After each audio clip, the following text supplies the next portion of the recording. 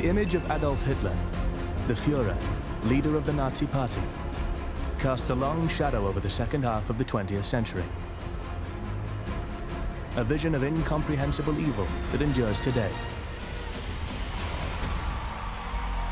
But behind this figure was an ordinary man, a master manipulator whose talent for public speaking and deep understanding of how to effectively use propaganda propelled him to ultimate power. In the 1920s, Hitler used these skills to build the Nazi brand, relying heavily on words, images, and symbolism to define the struggle of the German people against unjust foreign oppressors and the traitors and enemies within their own country, endlessly repeating the same simple messages until they took hold.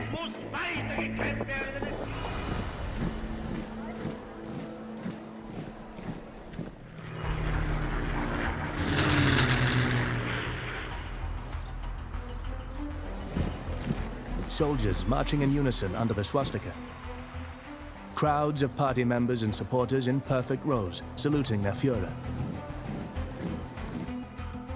Symmetry and symbolism in flags, buildings, people, weapons, all communicating a single message: discipline, order, power. These are the images we associate with Adolf Hitler and the Nazi Party at the peak of their control over Germany. But this was born out of a carefully constructed narrative developed for over 10 years before Hitler became Chancellor of Germany in 1933. A pervasive, manipulative propaganda campaign that wrapped the truth of Germany's dire circumstances in the 1920s in a mythology of a new Germany that only Hitler could deliver.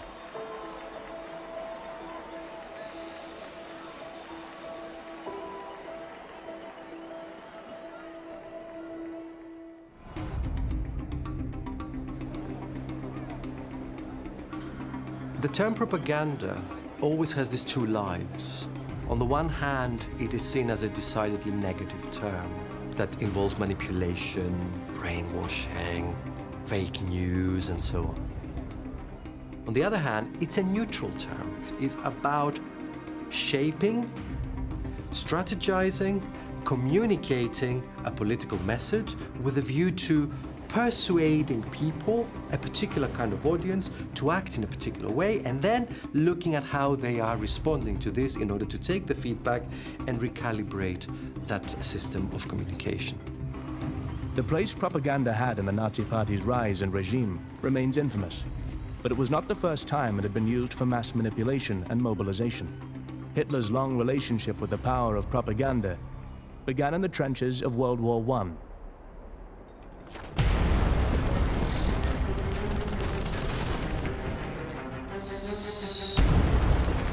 There was a popular view in Germany, one that Hitler believed and perpetuated, that the Allied forces had won the First World War through their superior use of propaganda. He could not believe that the great German army could have been defeated by licit means.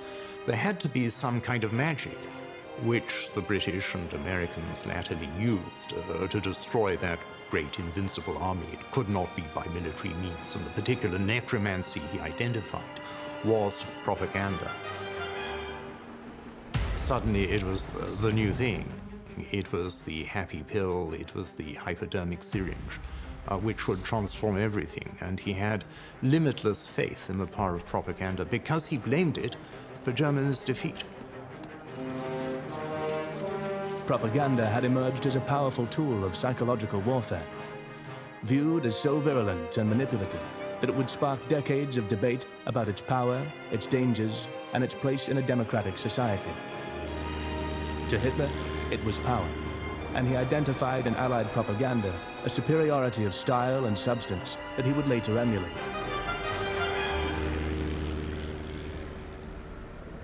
He noted that British propaganda was fundamentally believable. It did not diminish the fighting power of the Germans, whereas German propaganda portrayed the British as bumbling incompetents. And Adolf Hitler picked up on this idea that the sophistication of propaganda had to have a small element of realism in. If it was completely devoid from reality, then it ceased to be effective. The new reality for Germany in the aftermath of the First World War was the humiliation of defeat, a reality that Hitler would use to fuel his propaganda. On the 28th of June, 1919, the German government agreed to a treaty at Versailles that was grossly unpopular with the German people. Under the treaty, Germany had to disarm, relinquish territories that effectively broke up their colonial empire, pay billions of dollars in war reparations, and accept fault for all losses and damage suffered by the Allies. Versailles was a terrible shock to the German people. They had been told that really they weren't to blame, that they were encircled by Britain and the other powers. And Hitler personally took it as a great humiliation. He identified himself with Germany. So he exploited it very quickly and made a great use of it in his early propaganda. Before Hitler could exploit the treaty and the sentiment of the German people, he would need to find a platform for his rhetoric. In September 1919, Hitler attended a meeting of the German Workers' Party, a small right-wing nationalist group with only a few dozen members. And he saw in this nascent German Workers' Party an opportunity for his racial ideas, his national ideas, to find a home. And he saw opportunity too, because of the personnel he met, that he could become a leading figure in this. By November that year, Hitler was one of the party's most important figures, the man responsible for their propaganda and recruitment. He was originally their PR man, and what he did essentially was emphasize posters, the meeting and the poster. But the posters he produced were incredibly vivid and striking, with powerful colors, rich representations of various enemies, powerful images like dragons and so forth. And so this got them audience, and this was the first building block. The second building block was words. Hitler believed in the power of speech to persuade an audience above all other methods. His particular brand of rhetoric and delivery, crafted in these early years, would remain a fixture of his propaganda methodology. Deutsches Volk, besinne dich auf dich selbst, auf deine Vergangenheit, auf die Leistung deiner Väter, ja, auf die Leistung deiner eigenen Generation. Vergiss 14 Jahre Verfall und hebe dich empor zu 2000 Jahren deutscher Geschichte.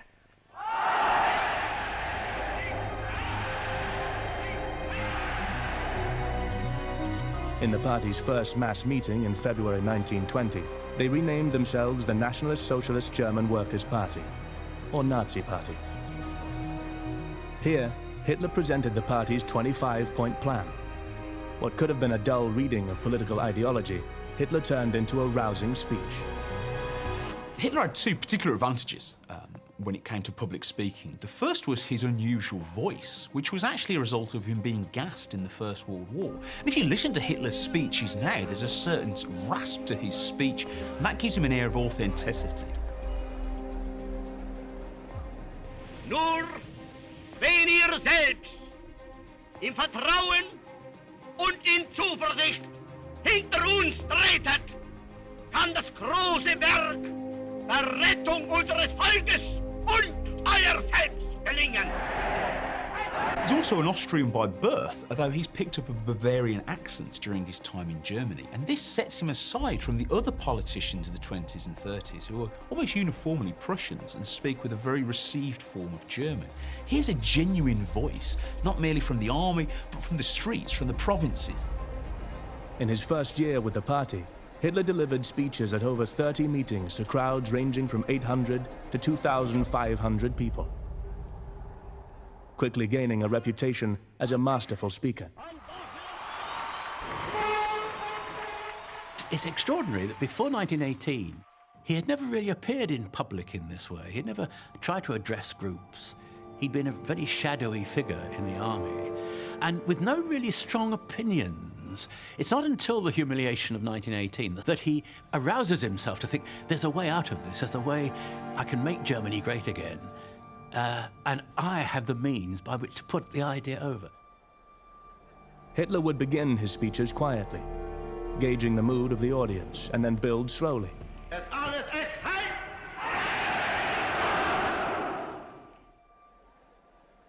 Working in stronger language and more dramatic gestures, raising his volume and pace until his excitement caught on with the crowd.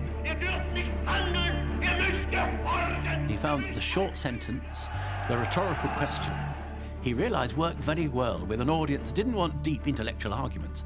They wanted slogans. They wanted punchy statements that they could relate to. And of course, he played upon that. In every speech, Hitler spoke to the German people's discontent. Defeat in the First World War and the terms of the Treaty of Versailles was viewed by many Germans as their national shame.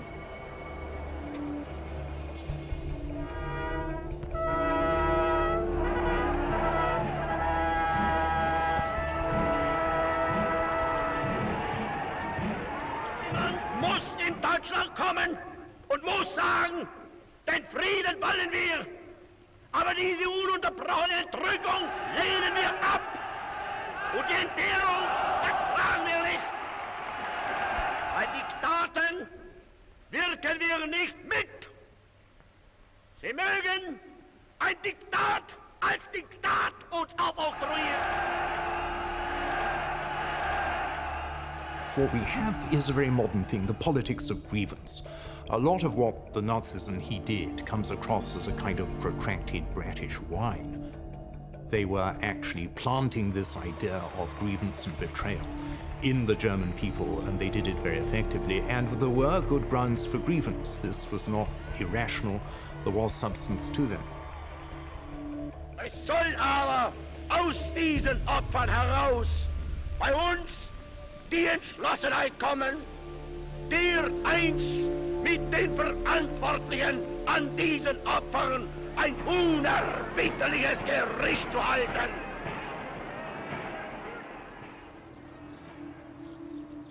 Hitler gave the people enemies, an external threat to the German ideal. The Jews and Bolshevists that he accused of stabbing Germany in the back during the war. An idea that was fed by a long history of anti-Semitism in Europe. If a propaganda message is aligned to popular perceptions, then it has already gained the attention of the people, and then it can start shaping popular perception, perhaps even in a different direction.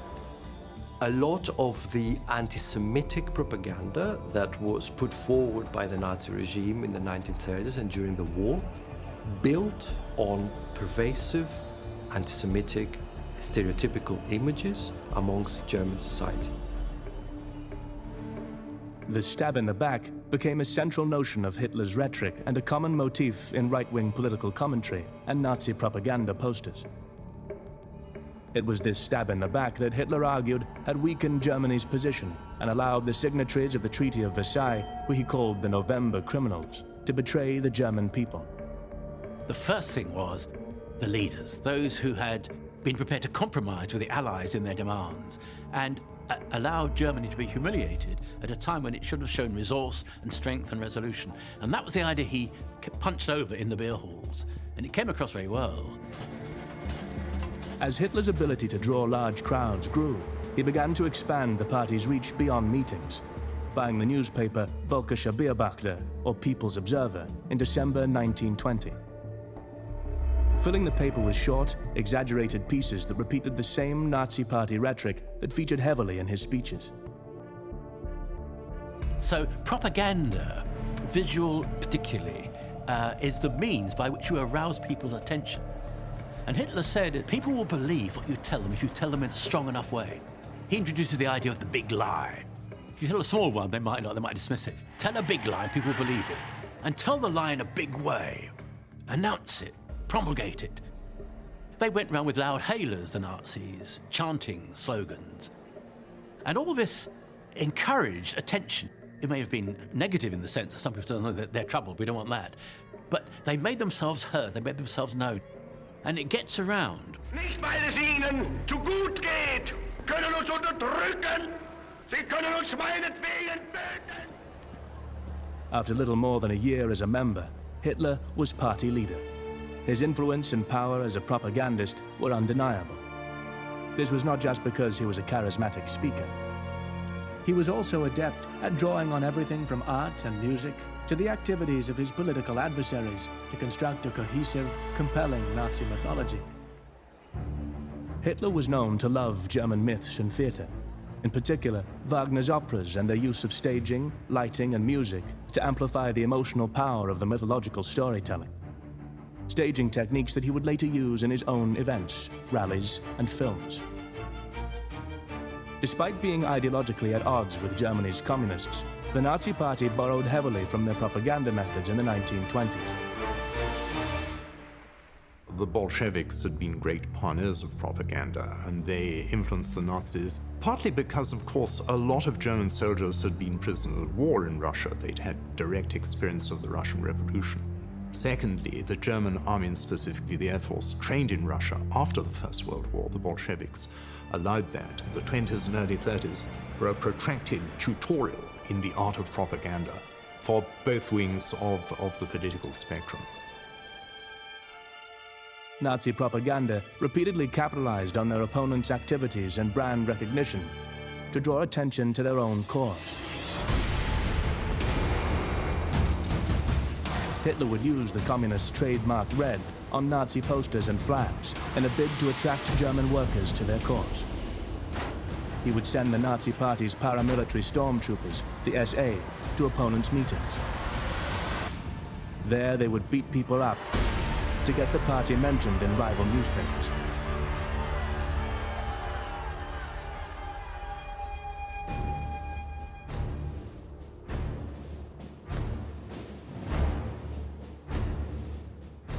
The staging of the Nazi Party's rise in the early 1920s was also heavily influenced by events in Italy.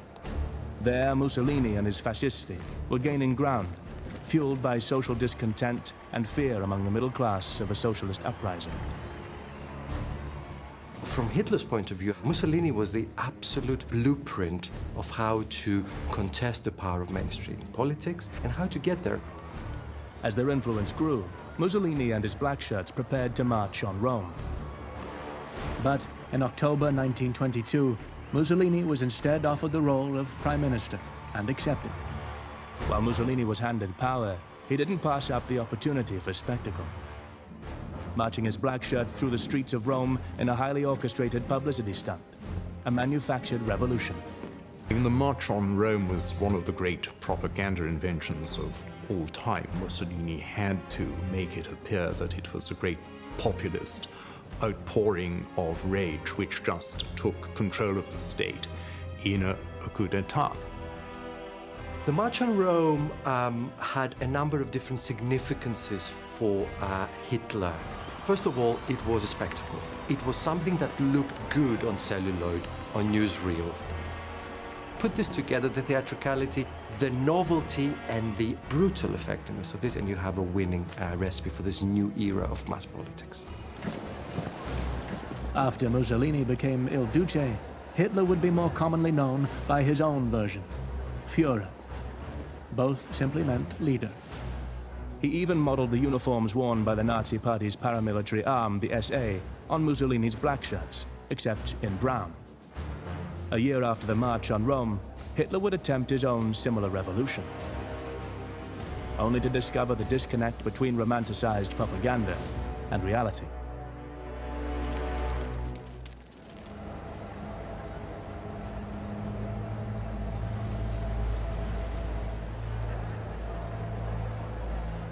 Conditions in 1923 Germany seemed ripe for uprising. Two big things happen outside the political control, really. One is inflation. Huge, rapid inflation that destroys the German currency. The other is the occupation by the French of the Ruhr region, occupation of factories, etc. Because Germany hadn't met its reparations commitments, the claim was. This aroused fierce indignation among the German people. Hitler and General Erich Ludendorff, a national hero of the First World War, led roughly 2,000 Nazi Party members in a march into the center of Munich. There they were confronted by police with heavy machine guns. The revolution, or putsch, ended in a hail of bullets.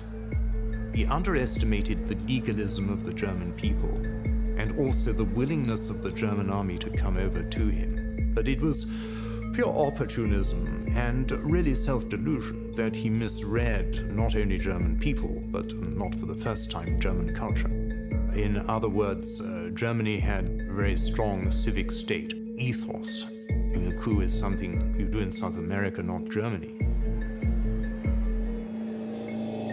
Hitler was arrested 2 days later and put on trial for treason. German constitutionalism and rationalism had prevailed. The failure of the putsch, named after the beer hall where the revolution began, was an important lesson for Hitler. You had to stick by the book. You had to follow the law. You couldn't actually flout the law or delegitimize it because it would get you. You couldn't undermine the state militarily.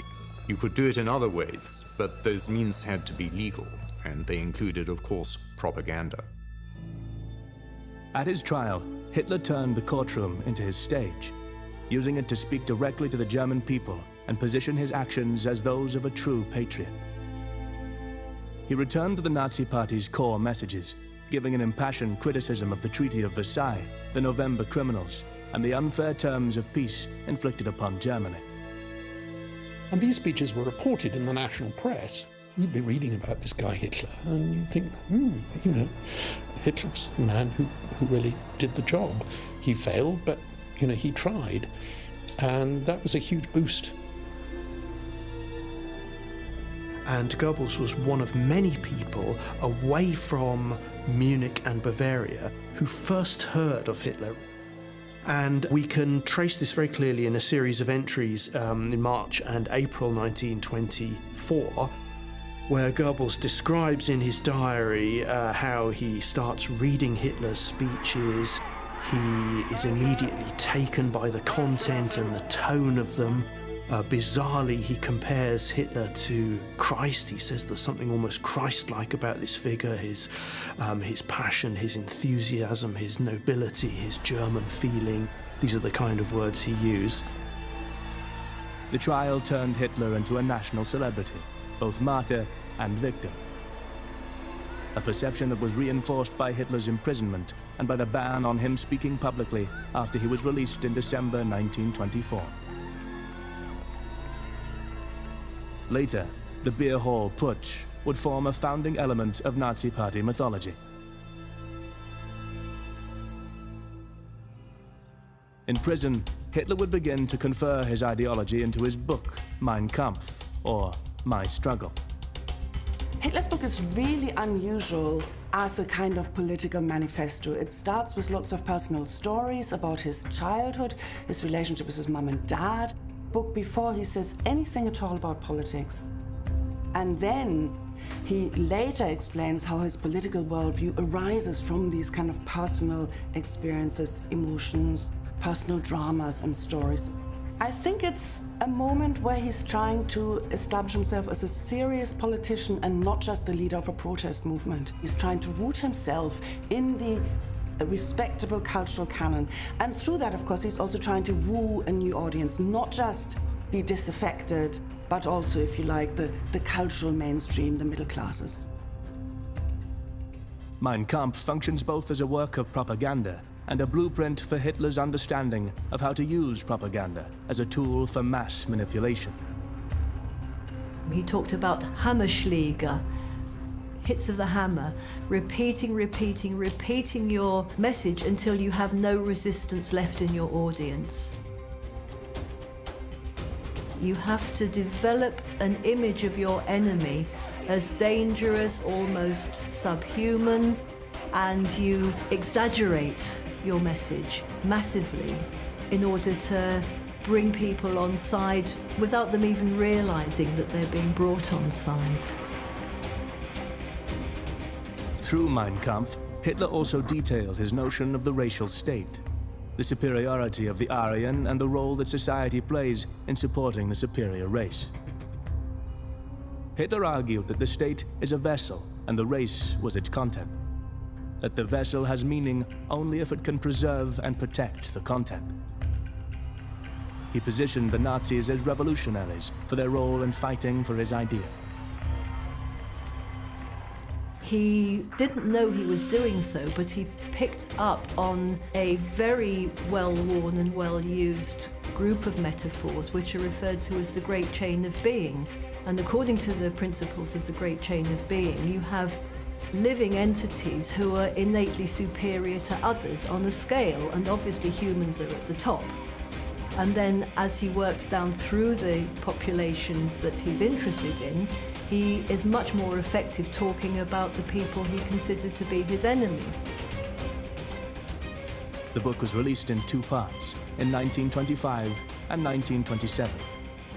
By 1933, it had sold around 1.5 million copies.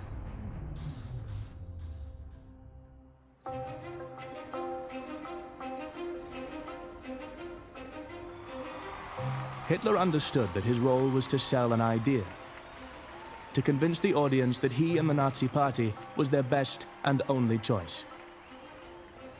And he used every tool at his disposal to package and sell Nazi ideology. Words were important to Hitler, but symbols also formed an essential part of Nazi propaganda. A visual communication of what they stood for and what they reviled, symbols of power and national pride. One of Hitler's first acts when he became head of party propaganda was to design the party's flag. Black swastika on a white circle in the center of a sea of red. As with many elements of Nazi imagery, this was symbolism with existing meaning. Hitler spent hours in Munich Public Library looking at ancient symbols and refining them and refashioning them. The swastika flag, it had been used for years as a symbol on the German right. Hitler didn't invent it. It's emerged in many cultures over time. But Hitler stylized it. He stylized the flag, and all these symbol structures were his own design. He didn't have them delegated to some copywriter. He stylized them himself. Hitler believed the National Socialist program could be read in the party's flag. In Mein Kampf, he wrote, "In red we see the social idea of the movement. In white we see the nationalistic idea. In the swastika, the mission of the struggle for the victory of the Aryan man." For over 15 years, it would be present on flags, armbands, banners, posters. As Nazi influence, power, and control spread, so too did the visibility of this symbol. It was a simple, visceral advertisement of the movement that spoke to their audience without a word being uttered.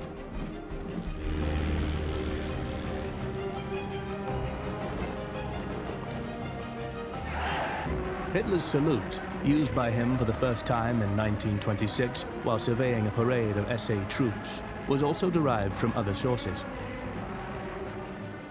An ancient Roman gesture, it was already being used by Mussolini's fascisti. The whole of fascism, the whole of Nazism really contains a sort of pastiche reminiscence of the glory of Rome and the symbols of Rome, and so it's really Heil Caesar. The salute would become an important symbol not only of Nazism, but of the suggestive and coercive power Hitler had over his audience. Made a mandatory gesture for all party members as an acknowledgement of Hitler's supreme leadership.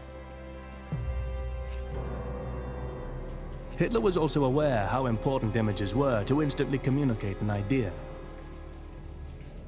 There was this notion of the world of the masses, and the masses are moved by images, not so much by intellect and by argument and reason, but by emotion. And key to emotion is creating images.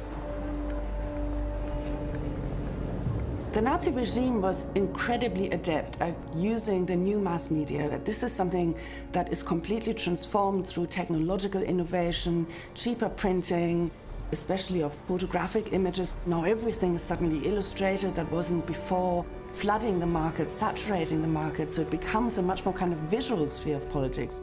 And the Nazis kind of jump onto that bandwagon very early on, and I think images are absolutely key to how they transport their message. In Hitler's early years as a party member, he avoided being photographed at all. Later, he would create carefully planned and composed images with his official photographer, Heinrich Hoffmann. It was Hoffmann who came to meet Hitler when he was released from jail, taking his photo outside the gates before they left. An image that was propagated across the covers of many German newspapers. Hitler was convinced that image was everything. He needed to set himself up as a strong man and in opposition to all those elements that were working to bring down Germany. But to achieve all of this, he had to project his own personal image as a man who was almost predestined to take Germany back to its former greatness. Before Hitler wore any new outfit in public, he would commission a photograph from Hoffmann. And he never allowed himself to be photographed wearing a bathing suit, in case it could be used as a source of ridicule by the press. He was very wary of appearing absurd, in some context, being ridiculous. He was a very sensitive man, very sort of sensitive to his own dignity. And so, his personal image, I think, was very important. Hitler trusted Hoffmann enough that the two collaborated on a series of photos of Hitler practicing poses for his speeches. The images reveal the extent of Hitler's carefully practiced physicality, his focus on the importance of body language in communicating with his audience. His posture often stiff, his hands raised or fisted, his face always expressive, brow furrowed, resolute and serious. Poses designed to convey power and decisiveness. Hitler spent hours rehearsing in front of a mirror to look good, to get all the kind of hand gestures right for the photographs. Hoffmann and his increasingly large staff were the official photographers of Hitler. They produced somewhere between 1 and 2 million pictures of Hitler in this relatively short time span, and nothing was published that Hitler hadn't personally cleared for publication. After his release from jail, Hitler would have to rely on more than his skill as a public speaker to revive the Nazi movement. Banned by the government from public speaking until as late as 1927 in some parts of the country, Hitler turned to writing editorials for the newly relaunched Nazi Party newspaper, Völkische Beobachter. On the 26th of February 1925, Hitler used the paper to publish his directives for rebuilding the party, a new beginning. Joseph Goebbels also used the paper to perpetuate the notion of Hitler as a larger-than-life figure of the nationalist movement. He wrote in July 1926 that insiders knew what Adolf Hitler's personality had meant for the solidarity of the movement in the past few years of struggle. The party also expanded their propaganda network, strengthening their grassroots movement. New chief of propaganda, Gregor Strasser, worked with a young Heinrich Himmler to organize party recruitment and strengthen ties with local groups across Germany, enabling them to, in turn, develop and use their own local propaganda specialists. And we have to allow here, I think, for something that Hitler wasn't responsible for personally, and that is the spread of Nazism in the north. And the Nazis were strong under him in the south, around Bavaria, for example. But Strasser and Goebbels went north, and they spread the message there. So the identification of Nazism as a national movement is really down to people like Goebbels and Strasser, not simply to Hitler in the south. And that's an important phase in the development of the party.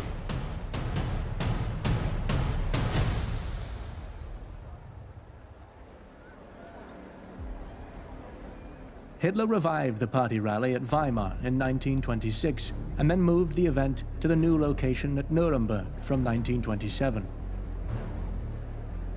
Though in these early years, the event wasn't the polished, ceremonial construct it would later become.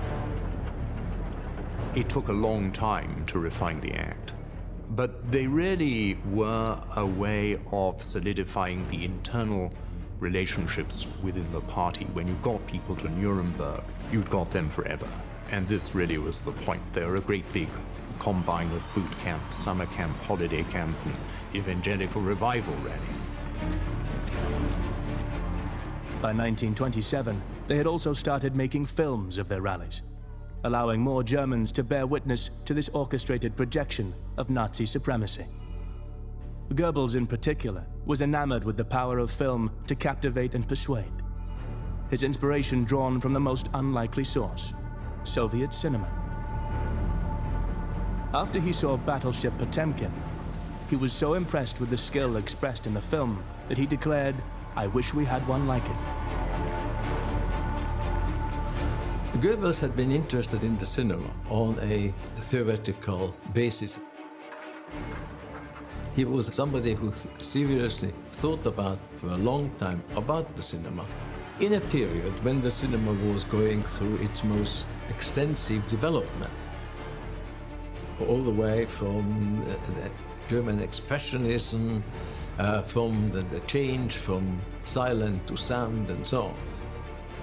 Early rally films were almost amateurish, standard documentary-style newsreel products. Not the highly stylized ode to the power of Hitler and the Nazi movement that they would be in later years.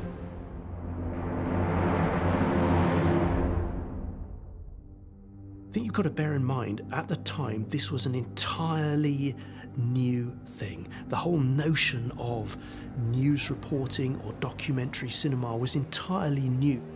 So how one went about this, how you filmed, where you filmed from, what made for a reasonable film, how you created a narrative, all of these things were entirely experimental. And so the first Nazi films were, I think, pretty crude, naive productions. Not only were the Nazi Party novices in this medium, their resources were too limited to produce anything significant. They understood the power of compelling visuals, though, and these early experiences in filmmaking would ultimately build to a mastery of mass media propaganda tactics. Despite the advances Hitler and the Nazi Party were making, they were still considered to be a regional fringe party. The results of the country's 1928 elections confirmed this. The Nazi Party only attracted around 2.5% of the vote and won 12 seats in the Reichstag, Germany's parliament. Ultimately, their fortunes would be turned by a series of events that shifted national sentiment once again, creating a crucible in which Hitler could light the fire of right-wing nationalism. American economist Owen Young proposed a new, rigorous plan for Germany to pay their war reparations.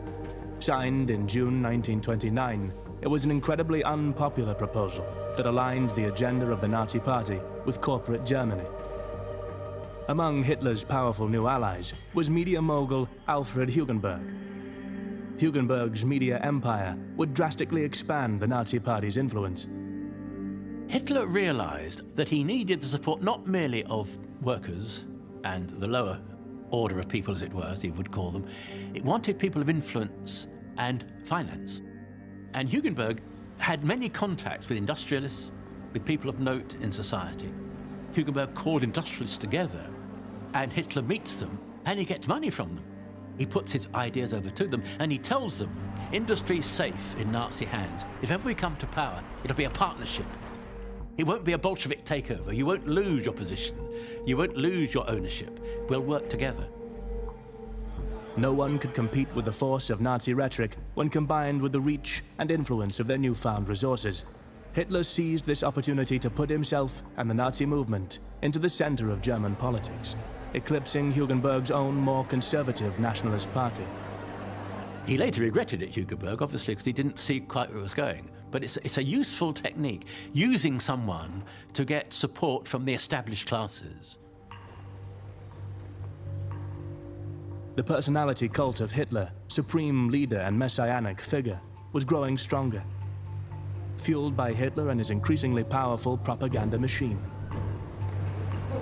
The building blocks for Nazi Germany, propaganda state, were in place. Then, the American stock market crashed on the 29th of October, 1929. And the ripples were felt around the world, including in Germany. The number of people without a job in Germany rose to astronomical numbers. By February 1930, the unemployment rate had skyrocketed to 3.4 million people. By 1932, 6 million people were out of work. Faith in the system was crumbling.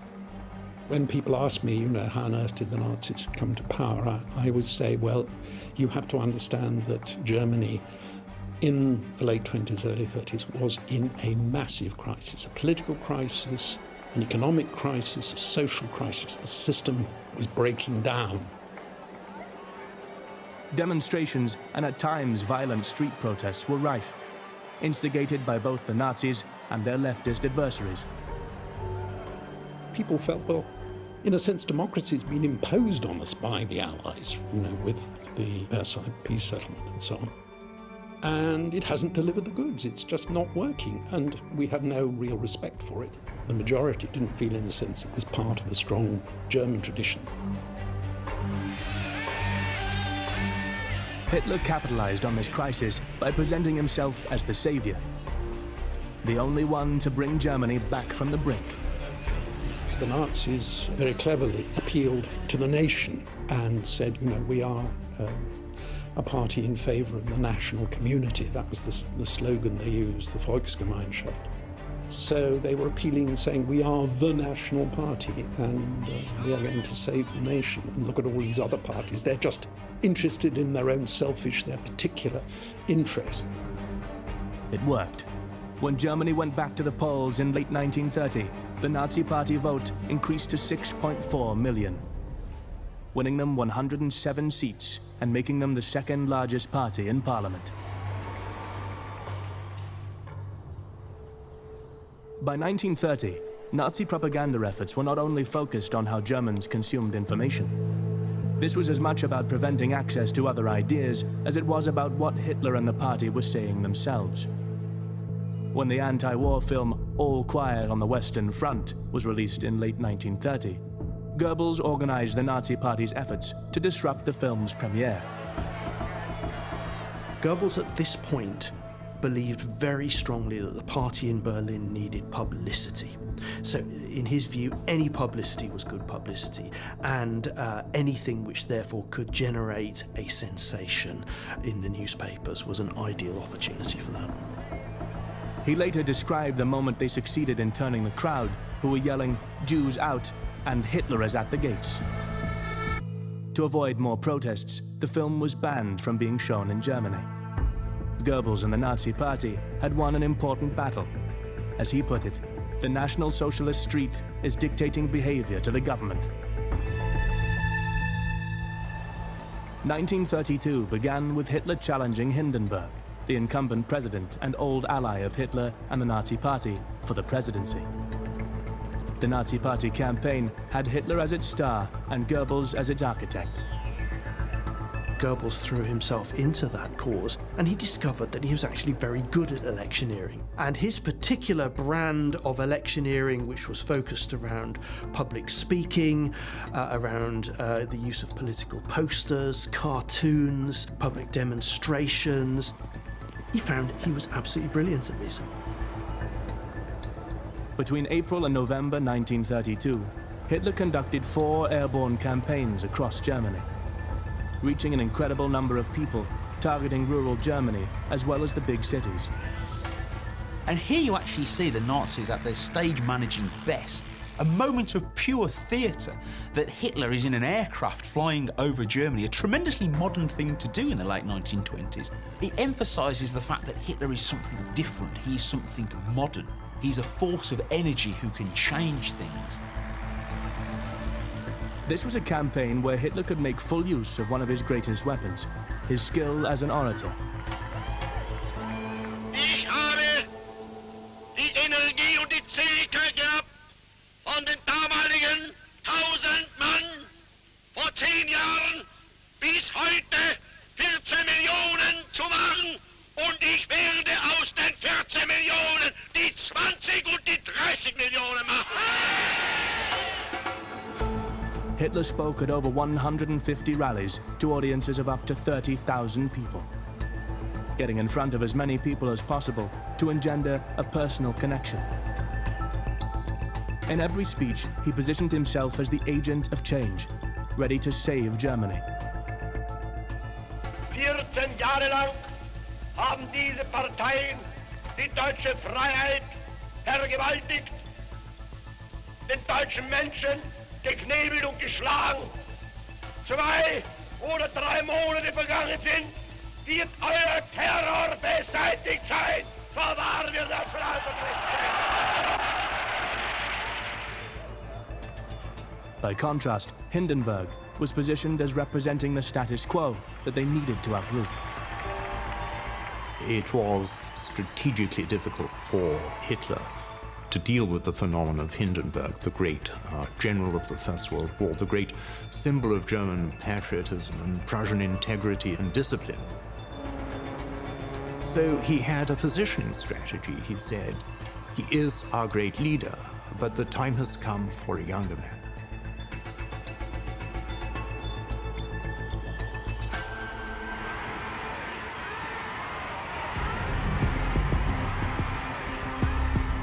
The Nazis' campaign was also significantly boosted by Hugenberg's media empire. He gave Hitler and his party message exposure through newspapers and weekly newsreels. The reach of the Nazi Party campaign was also achieved through Goebbels' clever poster marketing. Many designed entirely around Hitler's persona as savior of Germany. They made no specific promises and explained no policies. One showed nothing but Hitler's face appearing from darkness, his name spelled out in bold letters beneath his head. The idea of presenting the man and that bold, full frontal, straight look at the camera, his face alone becomes identifiable. And no politician was identifiable in that same way. Very clever piece of psychology, very basic, very simple, but people would look and see this is a pre-television age. People get their ideas either from the cinema, newspapers, or the public place. And the public place is skillfully used by posters. Common symbols of Nazi ideology also pervaded their campaign posters. In one, the strong, physically powerful Aryan, towering over the figures that the Nazis blamed for Germany's problems. The Marxist in his red cap, the Jew whispering in his ear. Behind them, another figure wields a bloody knife, evoking the popular Nazi narrative of the stab in the back. The poster declares, "We workers have awakened." Using bold colors, strong imagery, and simple slogans, they captured the attention of the people. If you look at the posters of the other parties, they're really dull. They've got numbers on them, they've got very boring slogans. They still live in a rational world, whereas what the Nazis offered was vividness and color. And remember, this is a world where the entertainment distractions we have today were far, far fewer.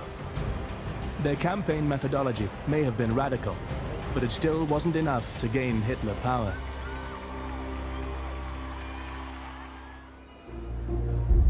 The Nazis were not elected into power.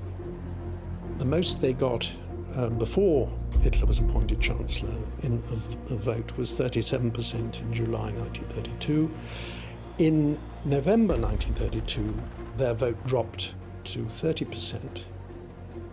And in January 1933, the newspapers in Berlin were writing him off. They were saying, you know, the whole Nazi thing is kind of ground to a halt. It's on its way out.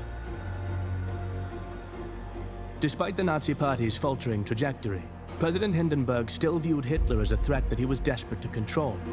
And to many in the right, the threat of communism seemed greater. They were frightened that if Hitler was not appointed, then the left would take over. And the only support which the right might be able to have was the Nazis. They felt, right, okay, we'll have to do a deal with the Nazis. Of course, you know, Hitler's an amateur, you know, he's somebody who has no education, really hasn't been to university. We'll be able to control him. I think Papen at one point said, don't worry, we've hired him. Von Papen and the conservatives, Hugenberg and so forth, thought that they could tame Hitler. This was a common delusion that somehow the possession of power his treatment as a great dignified statesman and so on, would draw out his fangs, and the Nazis would be nothing more than rather rumbustious conservatives, thigh-slapping, beer-drinking conservatives, but still conservative. They were nothing of the kind. There is a huge difference between a right-wing conservative and a revolutionary. A fascist, a Nazi, is a revolutionary. They don't believe in the things the others believe in. Hitler was sworn in as Chancellor on the 30th of January, 1933. Just under 10 years after the failed Beer Hall Putsch, Hitler had finally completed the first great leap to ultimate power. That night, the Nazi Party and their paramilitary arm, the SA, marched through the streets in the thousands, celebrating the rise of their leader as Hitler stood illuminated in the window of his chancellery office. On that night, Hitler succeeded in delivering the brand he had spent 10 years building. He had become both statesman and savior. The highly orchestrated celebrations were a display of nationalistic fervor that foreshadowed the country that Germany would now quickly become.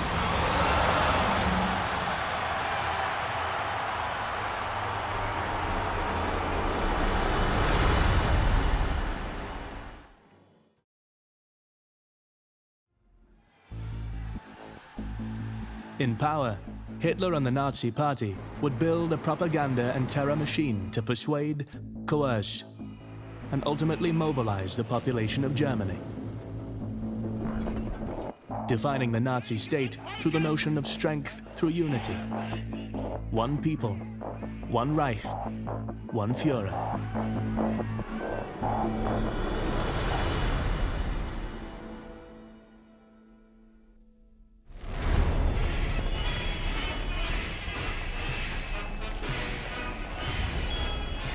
Hitler's appointment as Chancellor of Germany on the 30th of January 1933 was celebrated that night by thousands of party members marching through the streets. An instant and overt display of Nazi Party power and influence.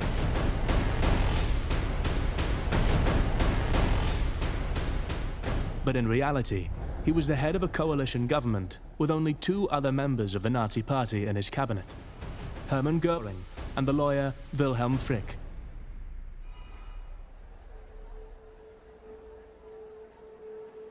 Hitler's first radio address as Chancellor on the 1st of February 1933 had to be approved by his cabinet and revealed the new role he would play, that of the moderate politician.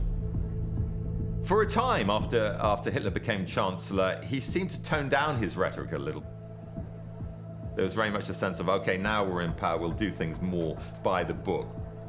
In this speech, Hitler avoided anything that wouldn't appeal to a broad base, carefully chosen language conveying a positive outlook. Conspicuously absent from this speech was any sign of anti-Semitism. 2 days later, his speech to German Navy and Army commanders had a markedly different focus. In it, Hitler declared that only battle can save us, and everything else must be subordinated to this thought. What Hitler did was really not present a consistent image, but a whole number of images, depending on the audience. There was a civic Hitler for the civic-minded. There was a revolutionary Hitler for the revolutionaries. There was a holy Hitler for the church, implied at least. So everyone could, in other words, read into Hitler what they wanted to see. What followed was a year of considerable change, in which Hitler would establish absolute power through propaganda of persuasion and terror, compelling Germans to flee, comply, or convert to their cause, exerting control over every aspect of German culture and ideology.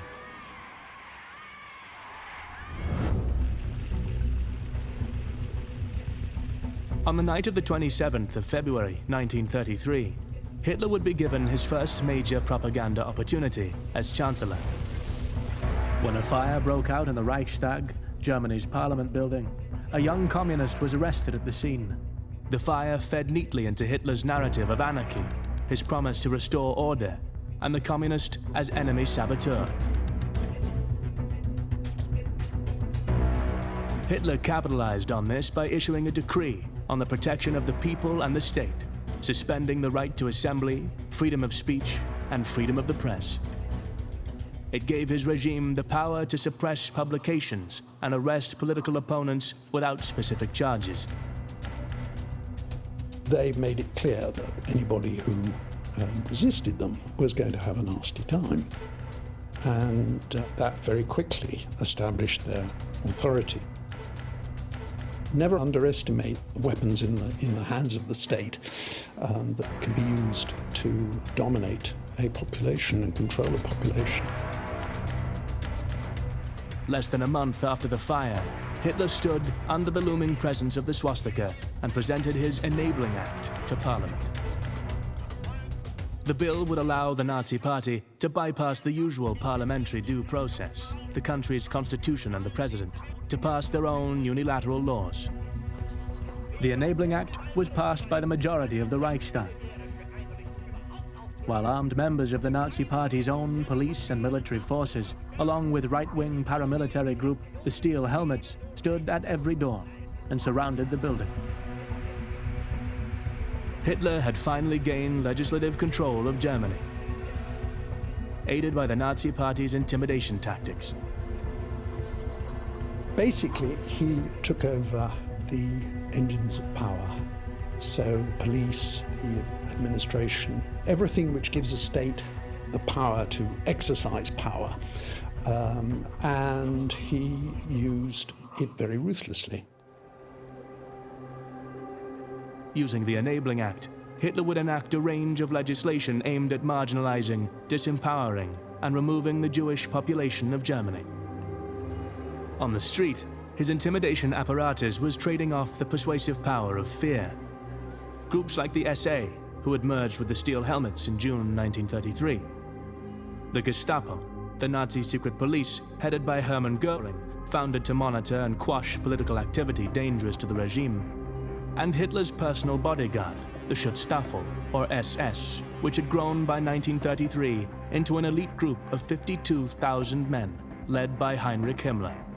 The role the SS, the SA and the Gestapo played as far as Hitler's attempt to create a kind of image of the Reich was of strength, but also of violence. And this element of violence, or the threat of violence, was very much a part of Hitler's politics. The SA, SS, and Gestapo were an extension of the Nazi propaganda machine, agents of control and chaos, instigators of violence and protests in the streets, enforcers and security men marching in unison at rallies and demonstrations. Das alles ist Heil! Die große Zeit ist jetzt angebrochen. Deutschland ist nun erwacht. Da möchte ich euch jetzt danken, dass ihr nicht wankend geworden seid, dass ihr mich in der Zeit nicht verlassen habt. Denn nur euch allein ist ja das alles zuzuschreiben. Wenn ihr damals gegangen wärt, niemals wäre Deutschland mehr gerettet worden.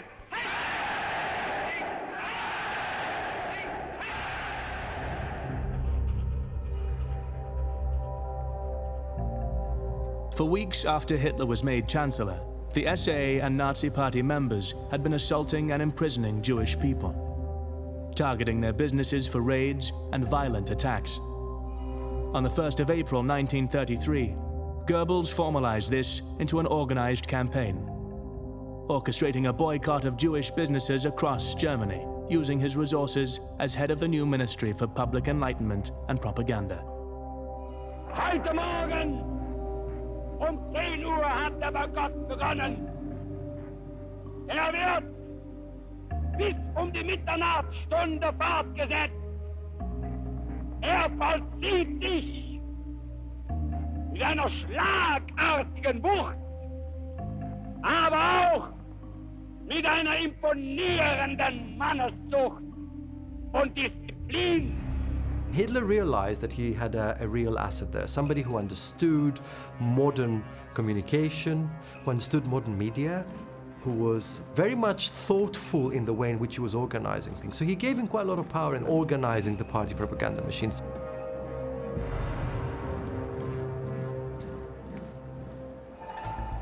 In 1933, when the Nazis seized power, anti-Semitism became the doctrine of the state ideology, and the anti-Semitic regulations were immediately put into reality.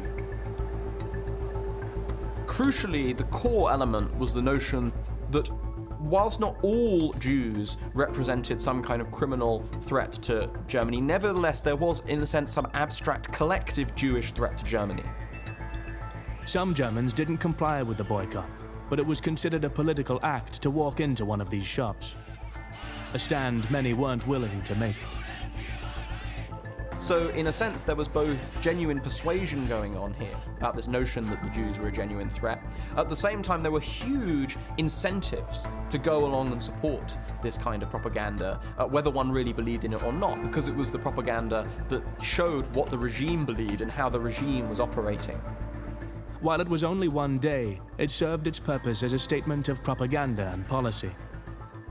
Fear in the Nazi regime became one of their most potent persuaders. I sometimes think that fear is underestimated, not in a direct sense. I mean, for most people, if you kept your nose clean, then you could get on with your life. You'd have to make the regular gestures, you'd have to raise your arm, when you went into state offices and that kind of thing.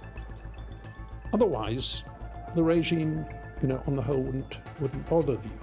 But at the back of your mind, it seems to me, if I'd been living in that regime, I would have been aware that if I did step out of line, then nasty things could happen to me.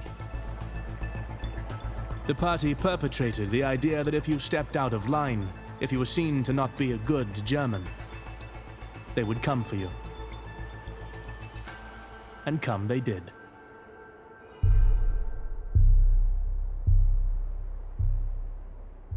The first concentration camp, near the town of Dachau, was opened on the 22nd of March, 1933. The first inmates of the camps, which opened as soon as he took power, were communists, they were liberals, they were conservatives. So he literally defanged the opposition by physically eliminating it. Many, of course, fled into exile. They were the clever ones. By July of that year, Dachau and other hastily established camps around Germany held almost 27,000 people. Many had been denounced by friends and neighbors. None had been indicted or convicted at trial. At odds with this reality was the pervasive myth of the benevolent concentration camp rehabilitating its inhabitants. A stark example of how the Nazi Party used propaganda to make their policies palatable, masking their true intent behind a facade of righteousness.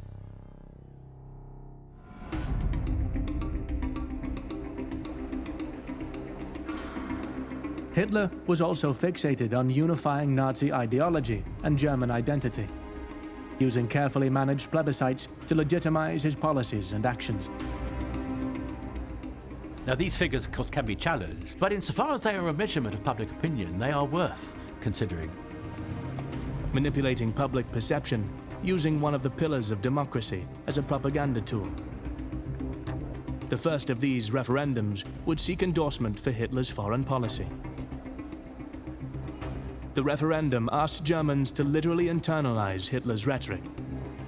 Do you, German man and German woman, approve of this policy of your Reich government? And are you prepared to declare it to be your own view and your own will to solemnly profess your belief in it?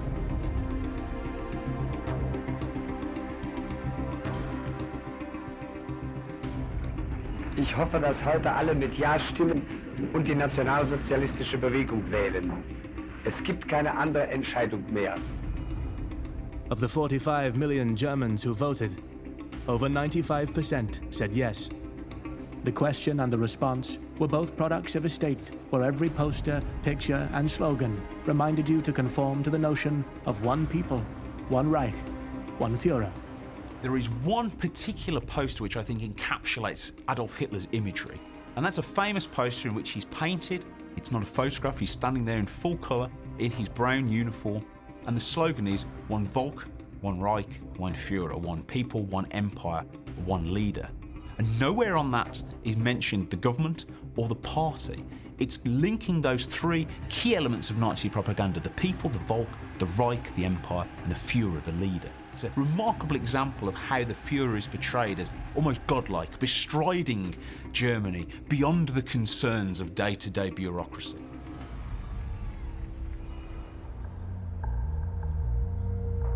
Behind the propaganda, the Nazi Party were taking steps to align the realities of government with this vision.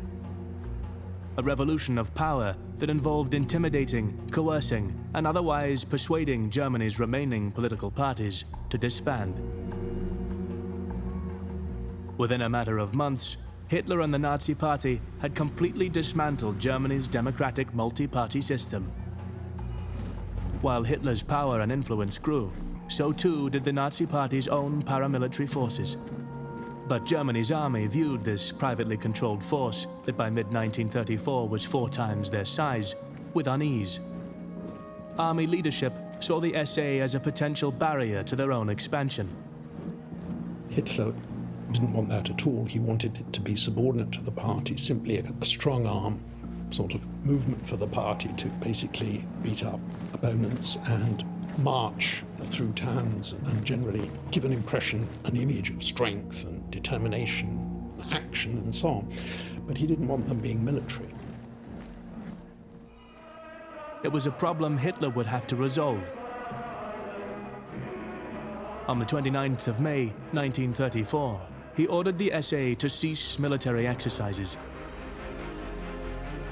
This was followed over June and July by a violent bloodletting of the SA's command, including Ernst Röhm, one of Hitler's closest allies since the early years of the party. Röhm was very useful as a bully boy, a tough guy on the street, led the SA. But his belief was you wanted violent revolution, you seize power, you repeat the coup. And for Hitler, this was dated, this was out of fashion, it wouldn't work. Largely orchestrated by Hitler, Goering, and Himmler, this period would later be known as the Night of the Long Knives.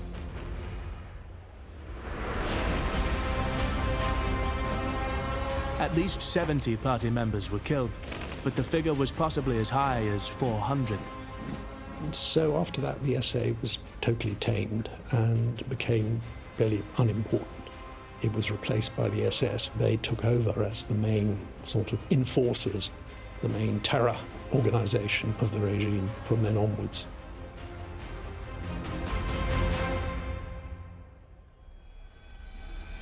Presented to the public as the quelling of a threatened revolt, it was widely supported as restoring order to an organization viewed as difficult to manage. What the depiction of an event does is give us the regime's view of it. It doesn't tell us the truth of the event. The depiction of the event can be changed by the alchemy of propaganda into something entirely different.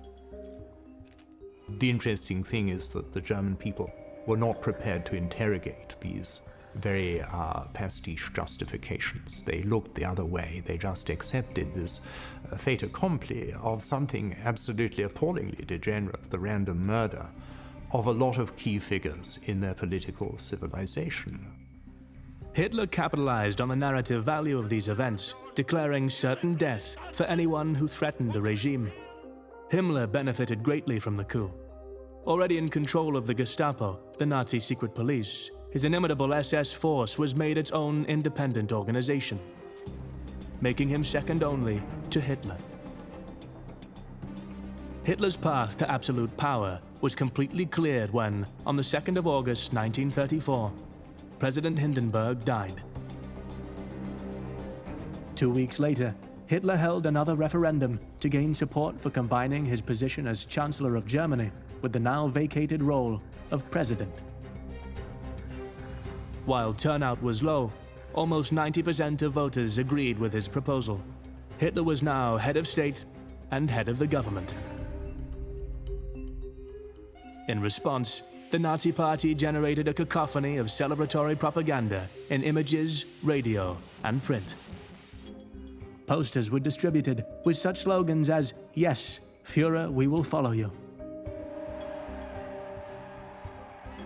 the Nazi propaganda narrative of one people, one Reich, one Führer was finally reflected in Germany's power structure.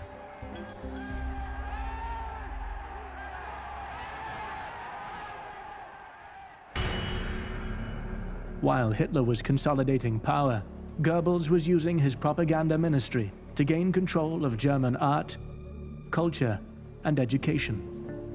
The Nazis' control of art and culture was a fundamental part of their propaganda. Art has traditionally been a way in which dissent is expressed, whether that's in the form of poetry, music, or indeed painting. But the Nazis were very quick to take full control of art, abolishing some or banning it on the grounds that it was decadent.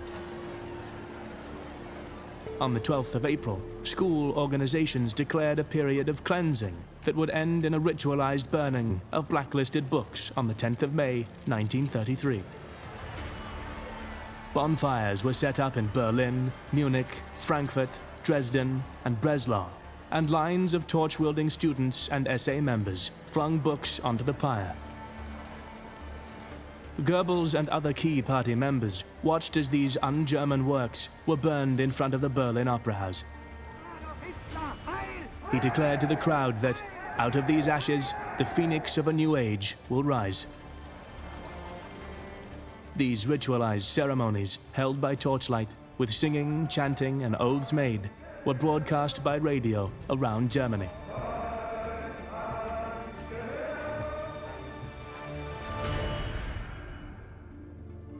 The Nazis targeted education as an important facet of their propaganda machine.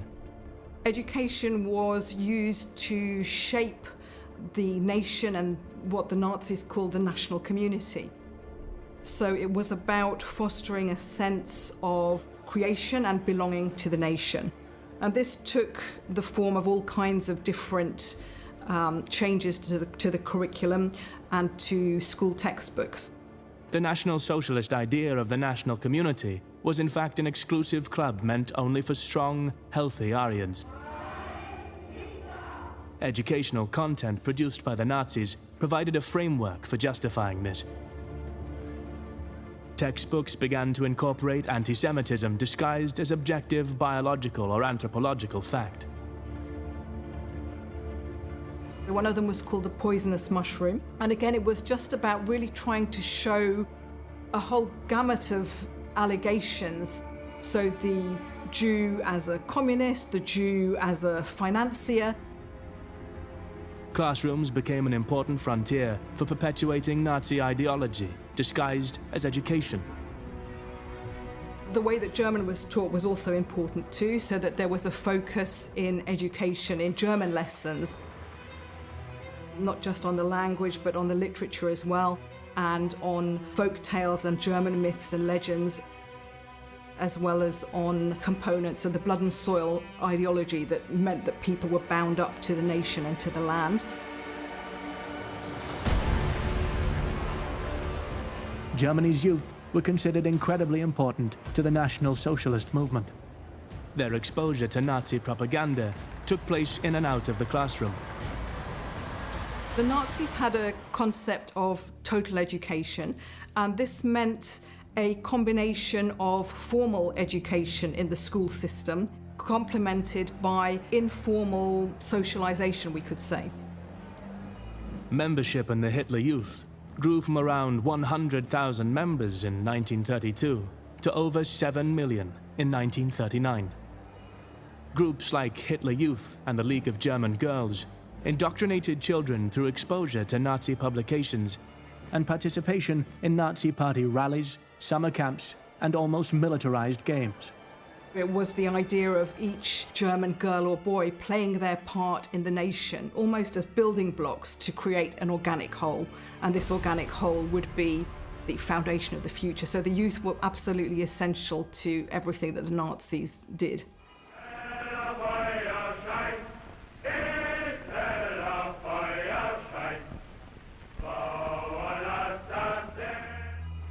In late 1933, Goebbels expanded his control over German culture by establishing the Reich Culture Chamber, or RKK, through his propaganda ministry. The RKK was made up of 7 chambers: literature, film, theatre, music, visual arts, press, and radio. You can see this is a pretty ambitious program. Goebbels again brought his characteristic energy to this and had, the help of thousands of employees and all manner of resources. In an attempt to control public discourse, Goebbels mandated that every artist or journalist who wanted to practice in Germany had to apply to the RKK. Goebbels was particularly aware of the power of mass media. He required all films produced in Germany to be reviewed and approved by the RKK. And he identified radio as the most modern and important instrument of mass influence that exists anywhere. By 1932, there was a radio in 1 out of every 4 German homes. Goebbels sought to improve on that figure. The Nazi regime introduced a new radio set called the Volksempfänger, the People's Receiver. And this was a very cheap radio set which practically anyone could afford. So what this meant was that when there were Nazi speeches or Hitler speaking or one of the other key leaders or different messages that they wanted to get across, they could use the radio. When Goebbels took control of the Reich Broadcasting Company, it gave the Nazi Party unfettered access to the airwaves for blatant propaganda programming. Goebbels also targeted German publishing, taking control of the assets of rival political parties and Jewish companies. Those still allowed to practice chose self-censorship, following daily directives from the press chamber. Goebbels, though, was very careful not to drum propaganda, and ideology into people. He very quickly told the press that they shouldn't bore people. He very quickly realized that what people wanted was basically what they had before, and with a sort of judicious doses of propaganda, but carefully calibrated so that it didn't appear like propaganda. If you disobeyed directives, at best you would be fired. At worst, sent to a concentration camp.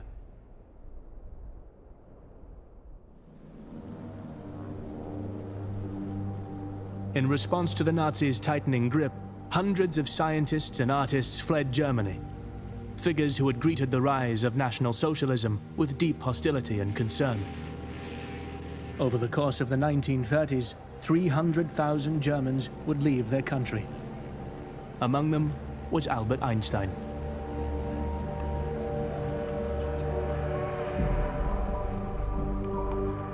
The RKK sought to define what works expressed the narrow Nazi view of German culture. In 1937, they used their control over museums and theatre to run an anti-Semitic exhibition called The Eternal Jew in Munich, supported by a similarly themed play run by the Bavarian State Theatre. They wanted a very wholesome German art that emphasized myths like blood and soil, people's connection to, literally, to the German earth and to their German heredity as well, and how that could be portrayed in art.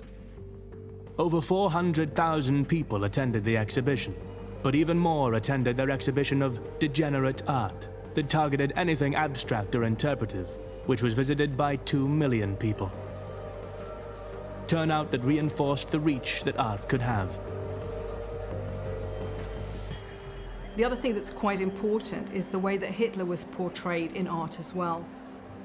The artistic portraits that were made of him were also quite evocative, whether as the military leader in his uniform or as a kind of Teutonic messianic leader that was going to lead the nation to greatness again.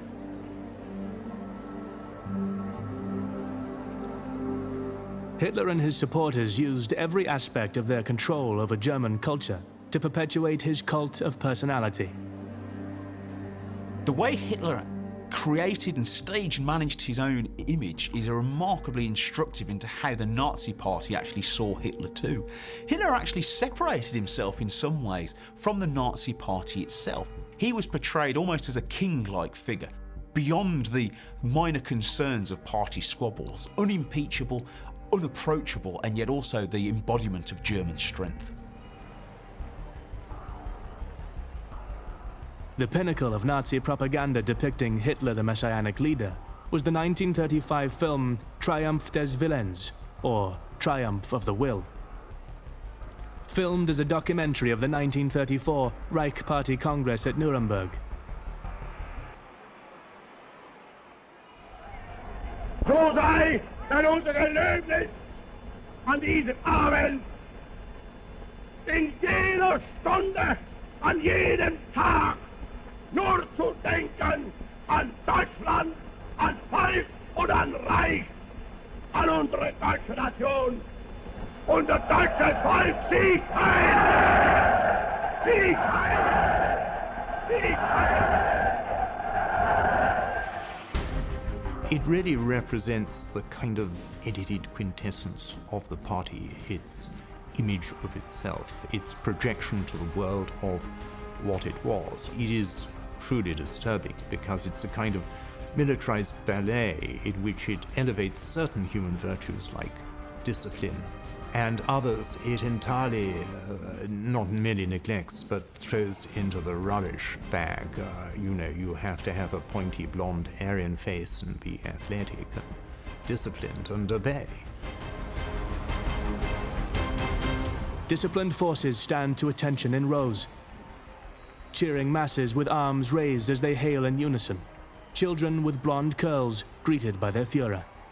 The film also showcases the neoclassical architecture of the rally grounds, designed in part by Albert Speer. The architecture that Speer built for it is in itself a kind of filmic architecture. So it's that kind of austere neoclassicism that we associate with Nazi and fascist official architecture today, but it's also something that's specifically designed to look good for camera. It's almost like a kind of grand Hollywood stage set, enhanced at the time by special lighting shows. Triumph of the Will, like the Wagnerian operas Hitler was known to love, used staging, lighting, and music to amplify the emotional power of the story. Seeking to create and perpetuate an enduring mythology of the Third Reich. The Nazis were always conscious of propaganda not just affecting people in the moment, but also about how it would affect the way future generations would remember and recall their achievements. Because they're not just adopting a neoclassical style for all official buildings of state, but they're also anticipating what these buildings would look like in the future, including in the very distant future. So what are they going to look like in 1,000 or 2,000 years' time? Will these buildings still be awe-inspiring once they're in a ruined state as the Acropolis is today? The rally itself was an expression of Nazi symbols: power, unity, cohesion, an artifact of party propaganda.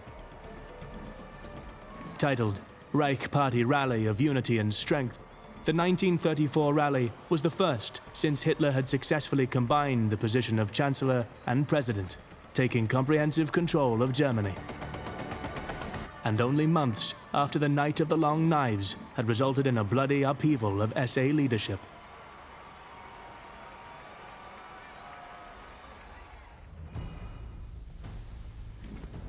The rally and the film were also a work of propaganda turned inwards, aimed at the party itself, calling on all to come together. Das deutsche Volk ist glücklich in dem Bewusstsein, dass die ewige Flucht der Erscheinungen nunmehr endgültig abgelöst wurde von einem ruhenden Pol, der sich als Träger seines besten Blutes fühlen und dieses Wissen zur Führung der Nation erhoben hat und entschlossen ist, diese Führung zu behalten, wahrzunehmen und nicht mehr abzugeben. It's the moment that Hitler becomes a god. He is now no longer a mere mortal, and this is what Triumph of the Will is really doing. It's about the supremacy, the superheroism of Hitler, but also his superhumanity. He's no longer human. Long after Hitler had gained power, he continued to hold these rallies, aimed at mobilizing the German people and generating a kind of self-actualized acclaim for the Nazi Party, displaying their own power and the rapturous celebrations of rally participants. In 1935, the rally became the site for the passing of Hitler's Nuremberg laws. Laws that severely limited civil rights of anyone the Nazis deemed undesirable, particularly for Jews in Germany. The Nuremberg laws paved the way for all subsequent laws and regulation, and there were more than 1,000 anti-Jewish laws. They all went back to the Nuremberg laws, and this legal process, more or less, also paved the way for the final aim of the Nazis to exterminate the Jews. The Nuremberg laws only heightened the importance of the rally in the Nazi state. They would be held each year at Nuremberg until the outbreak of World War II. Each rally promoted through posters filled with Nazi iconography. The Nuremberg rallies were only one of many methods the party had for generating symbols of Nazi power and German strength rebuilt.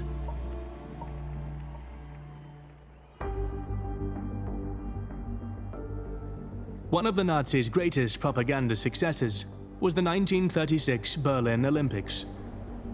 The 1936 Olympics is dripping with Nazi propaganda. This is, in some ways, the opportunity for Nazi Germany to show its public face to the world. There'll be cameras there, there'll be reporters there.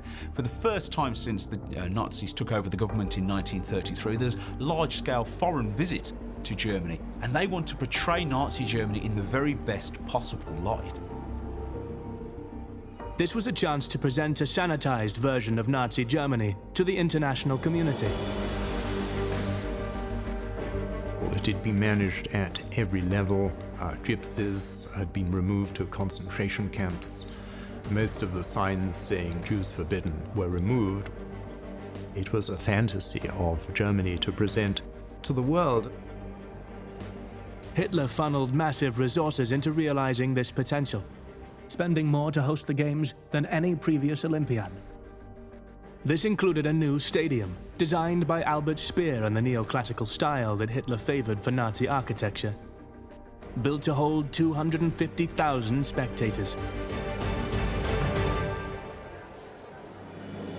The Berlin Games were also treated as an opportunity for the Nazis to showcase the strength and efficiency of this new Germany, rebuilt from the ruins of World War I and the Great Depression. He's not merely satisfied with portraying the image of Berlin as a fabulous, modern and vibrant city. He also wants to show that the German race is on a higher level than those of others who are visiting the place. And it's actually a very effective propaganda tool. A narrative that was disrupted by the success of African-American athletes like long jumper Jesse Owens, who beat German Lutz Long.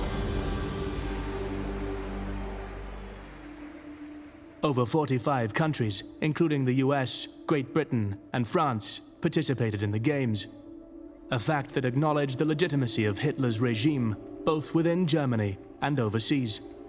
Remember that this happens after the Nuremberg laws, after the opening of the concentration camps. There's an awful lot leaking out to the international community about how truly wicked Nazi Germany was. But Germany produced this brilliant PR campaign. It really was, effectively bribing journalists with marvelous facilities. Nothing like it had ever been done before in all of history. The Olympics in Berlin became another opportunity to generate propaganda artifacts and harness new technologies. The Berlin Olympics were the first sporting event to ever be broadcast live on television. Another display of the technical proficiency and superiority of Nazi Germany.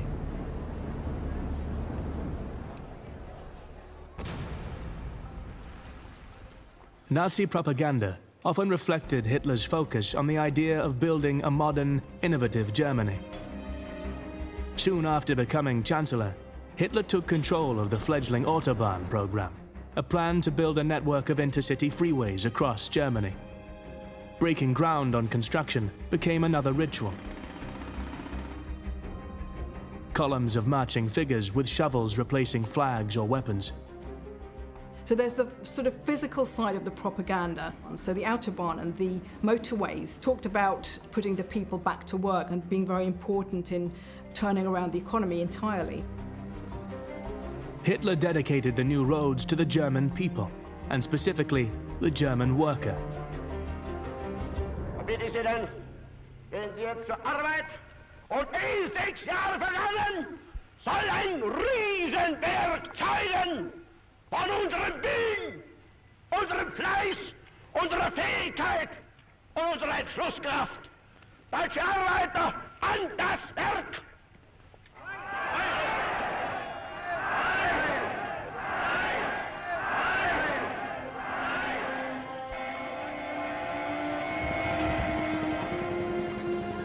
Commencement of works of building a new Germany in the Nazi image became another facet of the propaganda machine.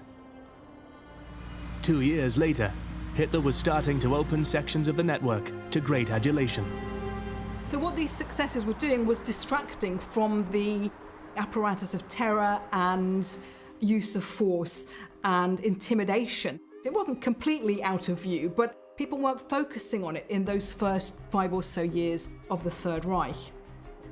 Once Hitler was in power, for a time it seemed as if he was a very effective leader. He brought back a lot of public works.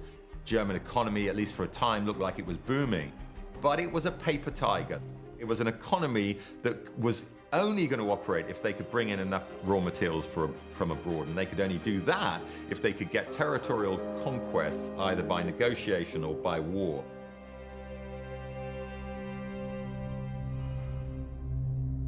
Hitler converted this need to expand into neighboring territories into a new propaganda narrative, the urgent need for Lebensraum, or living space, for the German people. The idea of Lebensraum was very much the hidden agenda. Mein Kampf has a lot to say about it, and it had always been the big theme in Nazi policy was to create an empire to the east where you'd settle German NCOs as farmers, and you'd have a servile, semi-slave serf population carved out of the Slavic peoples. The way to achieve it for Hitler was through military power and the rearmament of Germany as a priority. Rearmament was sold as a way to return Germany to its former glory. It was also a valuable propaganda tool, a new industrial program that would be a way to get Germans back to work. This growing military power was paraded at party rallies and in marches through the streets. Symbols of new German strength and unity.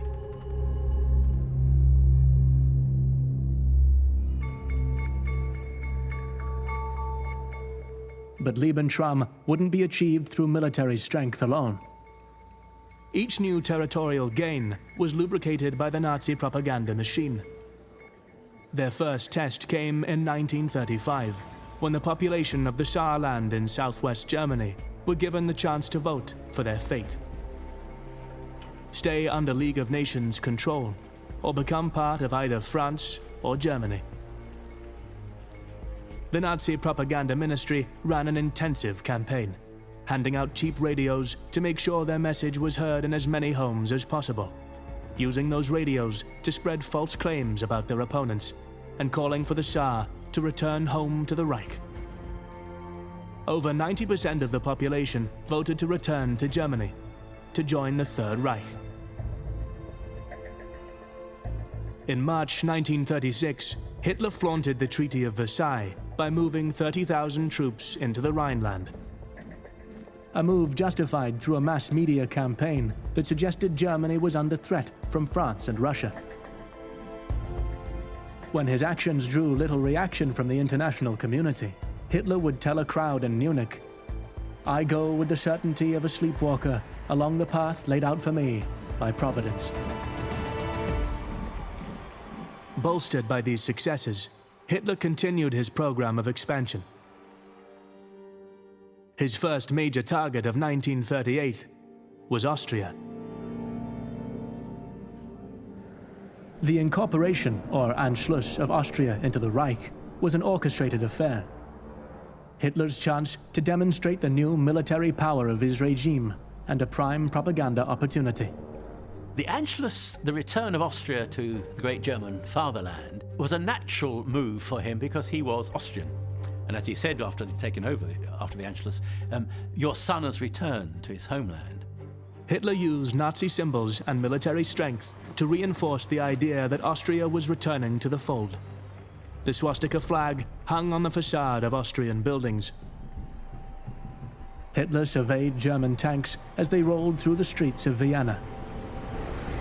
Cheering crowds lined streets, there to welcome the Nazi takeover.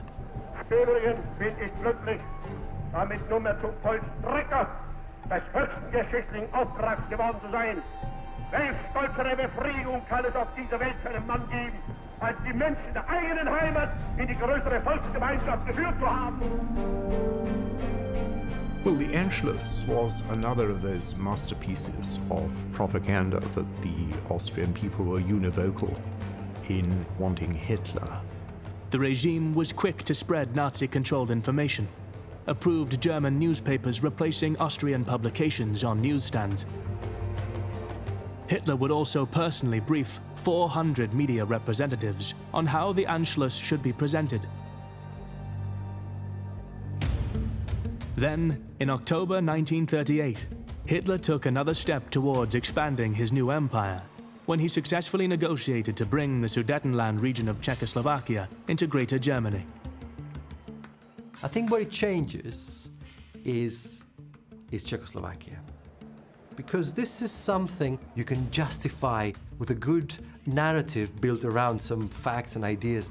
So yes, what do you have in Czechoslovakia? You have a new state that was carved at the end of the First World War, but you've got a little bit of a problem because you've got quite a sizable German minority in that area called Sudetenland. So of course that becomes part of an agenda of irredentism, of trying to redeem certain territories in Germany.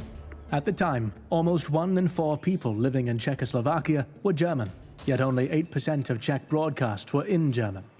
So instead, they were tuning in to Nazi broadcasts, fed on a diet of Nazi propaganda. Hitler went beyond the standard issues associated with Versailles revisionism.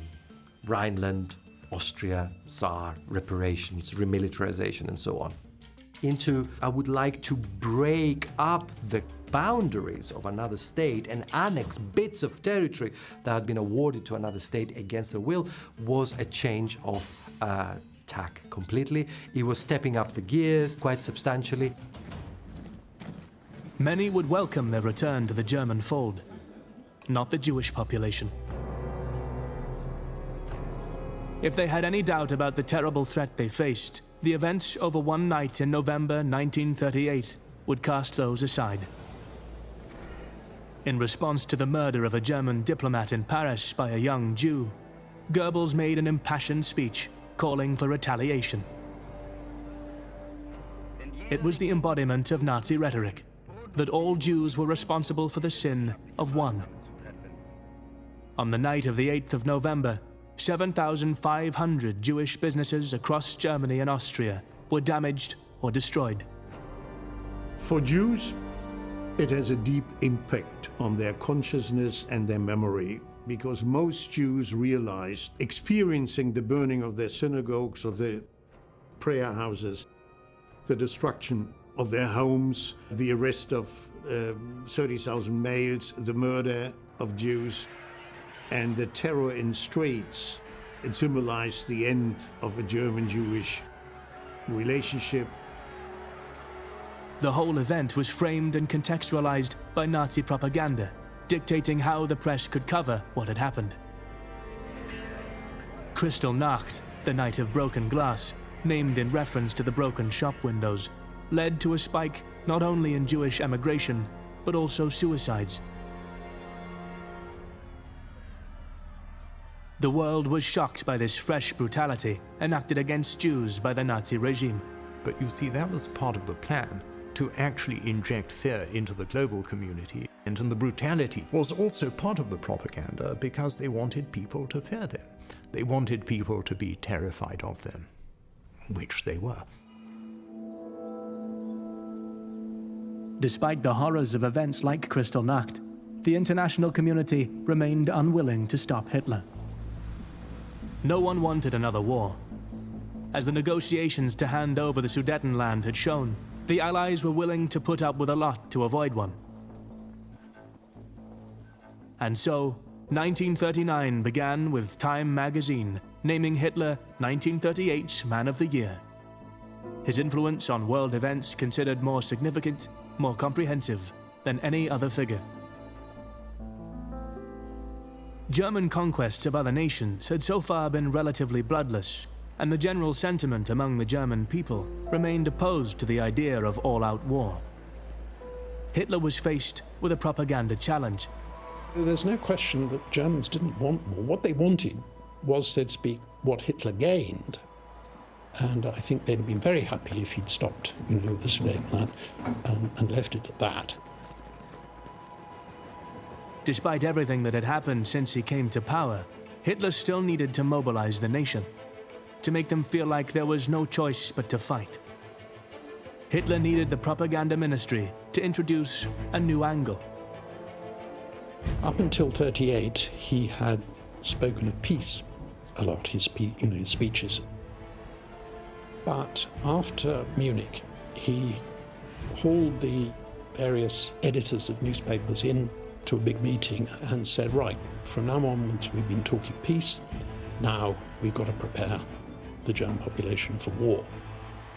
Within this narrative, Hitler was positioned as wanting nothing but peace, a notion he would play to repeatedly each time he made a show of sincere peace offerings.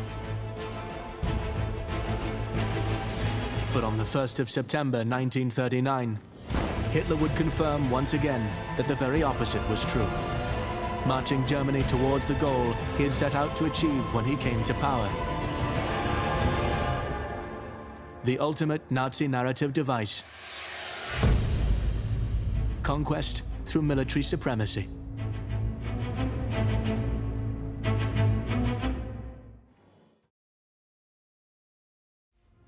The force of Hitler's cult of personality, his single-minded drive to restore the power of his country, engulfed Europe and drew the world into war.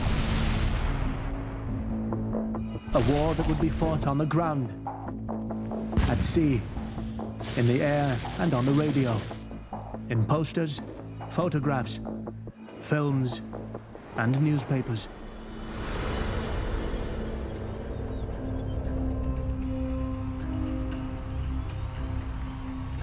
Before there was war, there was Hitler's bloodless campaign of empire building. The German people celebrated the annexation of Austria and the Sudetenland as diplomatic victories. The German public opinion are happy about Anschluss, the union with Austria. They are happy about the fact that the Sudeten Germans in Czechoslovakia has been reunited with the motherland, as it were. They're happy that all these things result in a nationalist dream, if you like, all the Germans together. Germany is recovering from the humiliation of Versailles. They're happy that all these major successes have been achieved diplomatically, more or less, without a major complication, but they do not want to risk far more the ire of other countries. Hitler wanted to continue expanding his new German empire, but he would need to sway public opinion in favor of war.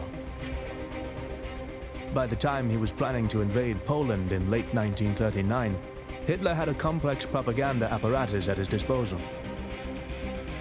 All information, education, and culture was fed through the Nazi propaganda machine. This apparatus was turned to generating a narrative of Poland as Germany's enemy. Newspaper articles were filled with inflated and false accounts of Poland's war fever, their rejection of Germany's attempts to negotiate peace, and their acts of terror against German nationals. And in this case, the isolated part of Germany, East Prussia, cut off by the so-called Polish corridor from the rest of Germany, is the casus belli for invading Poland. The need to go and free these Germans who are trapped in Polish territory. The need to restore Greater Germany, just as he had done in Czechoslovakia when he annexed the Sudetenland and then Czechoslovakia itself. This idea of unifying Germans lies at the heart of all Hitler's expansion from 1936 until 1939. A unified Germany could deliver Hitler's ambitions for expansion. While Hitler made plans to invade Poland, Nazi propaganda painted them as the aggressor. Films focused on Poland's armed forces and fueled the idea that Poland was on the verge of enacting their own expansionist agenda. On the 31st of August, 1939, SS officers dressed up in Polish army uniforms and attacked a German radio station. There was a huge amount of effort to turn the Poles into aggressors, so always they projected their own identity onto their victims. If you want to understand the essence of the Third Reich, it's the lies they told about their enemies. When Germany invaded Poland the day after the incident at the radio station, Hitler positioned his actions as a response to Polish incursions, perpetuating the idea that Germany was under threat, the perennial victim. Always Germans, you must remember, are presented as the victims. Victims of Versailles, the victims of conspiratorial enemies, the victims of the Anglosphere. The Germans are just trying to establish their right to nationhood all the time. They're fighting against encirclement, they're fighting against conspiracy. And so the destruction was admitted and shown very vividly, but attributed as entirely the fault of the Allies, who hadn't negotiated with Germans, had not accepted Hitler's mature and kind peacemaking initiatives.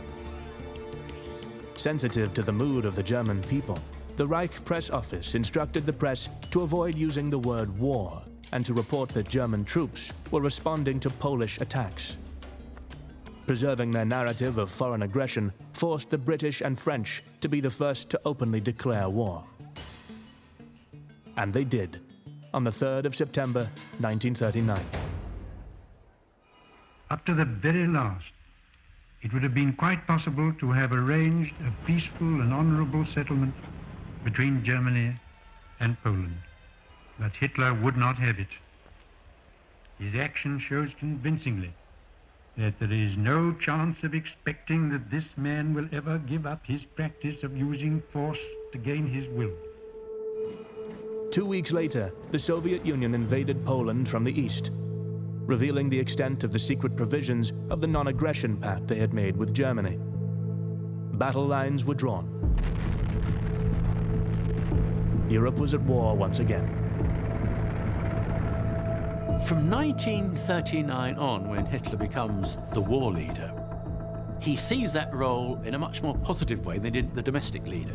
And he wanted to be seen as war leader. He very rarely gives speeches and talks in public after the war starts, certainly from 41 on. Goebbels is the main spokesman, and Goebbels complained at times, why won't the Führer say more? Why doesn't he appear more? And Hitler believed he didn't need to now. Hitler's new role as war leader became an opportunity for Goebbels to assert greater control over the war propaganda effort, to establish his power and influence among Hitler's inner circle. Goebbels also knew how to use the masses to generate and perpetuate convincing propaganda.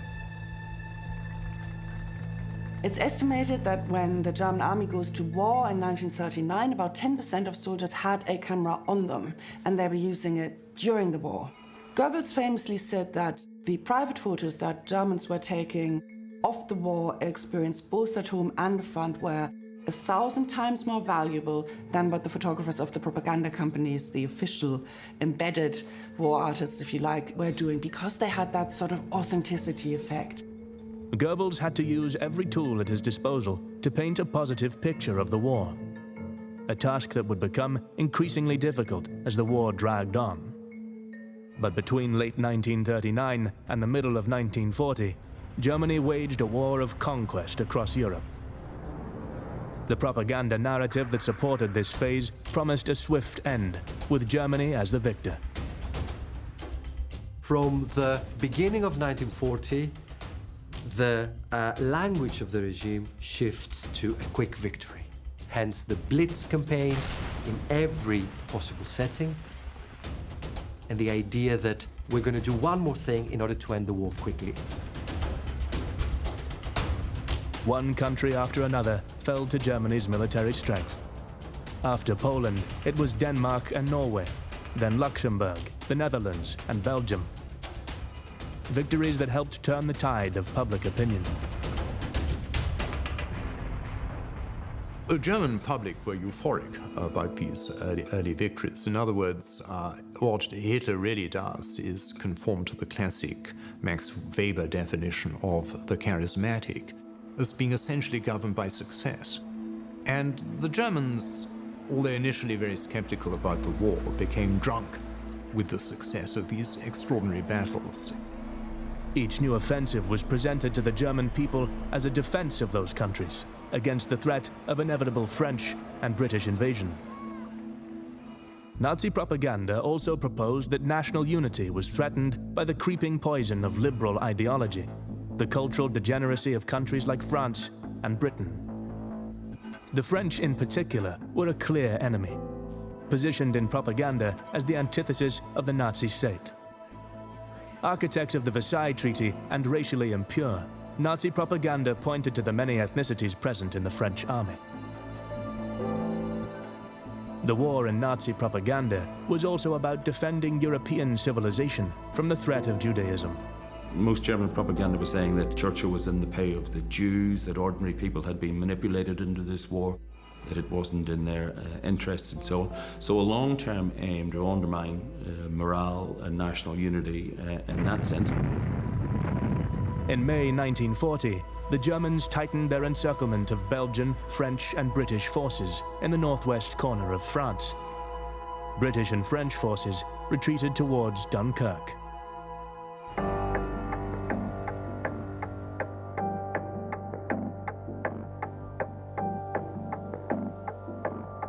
The German Luftwaffe dropped leaflets on the retreating soldiers,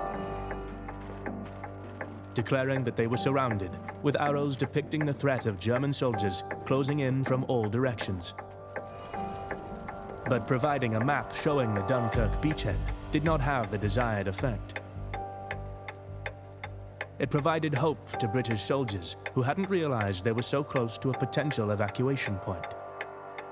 From this beach, the combined efforts of the British Navy and civilian mariners retrieved over 300,000 troops. Within weeks, France surrendered to the Nazis. Dunkirk could well have been the last gasp of a defeated army, but to the British people, it became a symbol of their defiance and ability to overcome any odds. A vision of British resilience that was fostered by Prime Minister Winston Churchill in his speech to Parliament after Dunkirk. We shall fight on the beaches, we shall fight on the landing grounds, we shall fight in the fields. We shall never surrender. Churchill explicitly said during the war that when you're the leader of a nation at war, you're really addressing three different audiences. So you're addressing your home, domestic audience, you're also addressing your allies, but thirdly, you're talking to enemy countries as well. So there was no way in which the Germans could disguise from their people that Churchill was making speeches. People could listen to British broadcasts illegally, and we know that a large number of them did.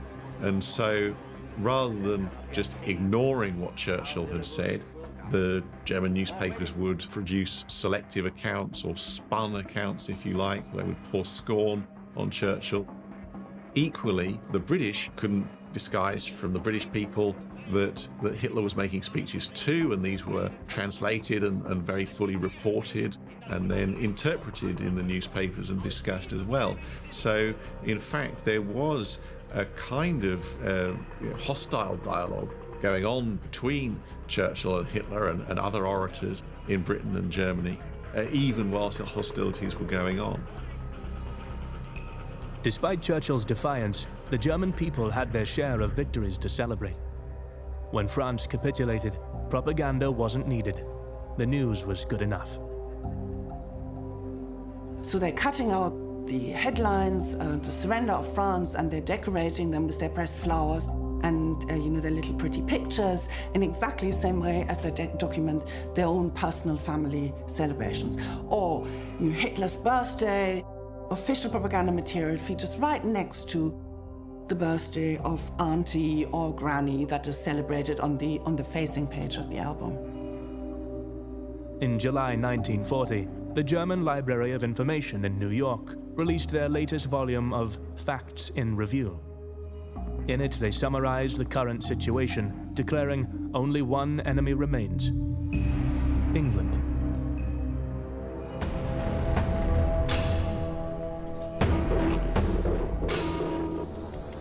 For months, the German and British air forces clashed in the air over England. Then, as we move into the autumn of 1940, when the heavy German bombing begins, the aim there is to create panic to terrorize people. It's a form of psychological warfare aimed at wearing down the morale of people who hadn't yet been bombed, who feared they were about to be, to create sort of panic and discord and perhaps some sort of mass movement to demand that the war be brought to an end. Against this onslaught, Britain stood firm. But they were also attacked over the airwaves by German radio broadcasts, some with presenters who pretended to be English, targeting British morale. The most notorious German propagandist was in fact an Englishman, known as Lord Haw-Haw. The Blitzkrieg will be carried over the British Islands with greater, more appalling rapidity than over Poland, Norway, Holland, Belgium or France. Originally, the name just applied to anyone who was broadcasting in English on the German radio stations. But as William Joyce, who was a former member of the British Union of Fascists, an absolutely convinced Nazi, a ferocious anti-Semite, he went to Germany in 1939, just before the outbreak of the war, and almost by accident managed to stumble into a job with the German broadcasters. He was so assiduous, so self-confident, worked so hard, wrote so many scripts, came up with so many new ideas, and did so much broadcasting himself that in time the nickname applied to him. But no traitor could crush British resolve. They were not going to be beaten, nor were they going to surrender.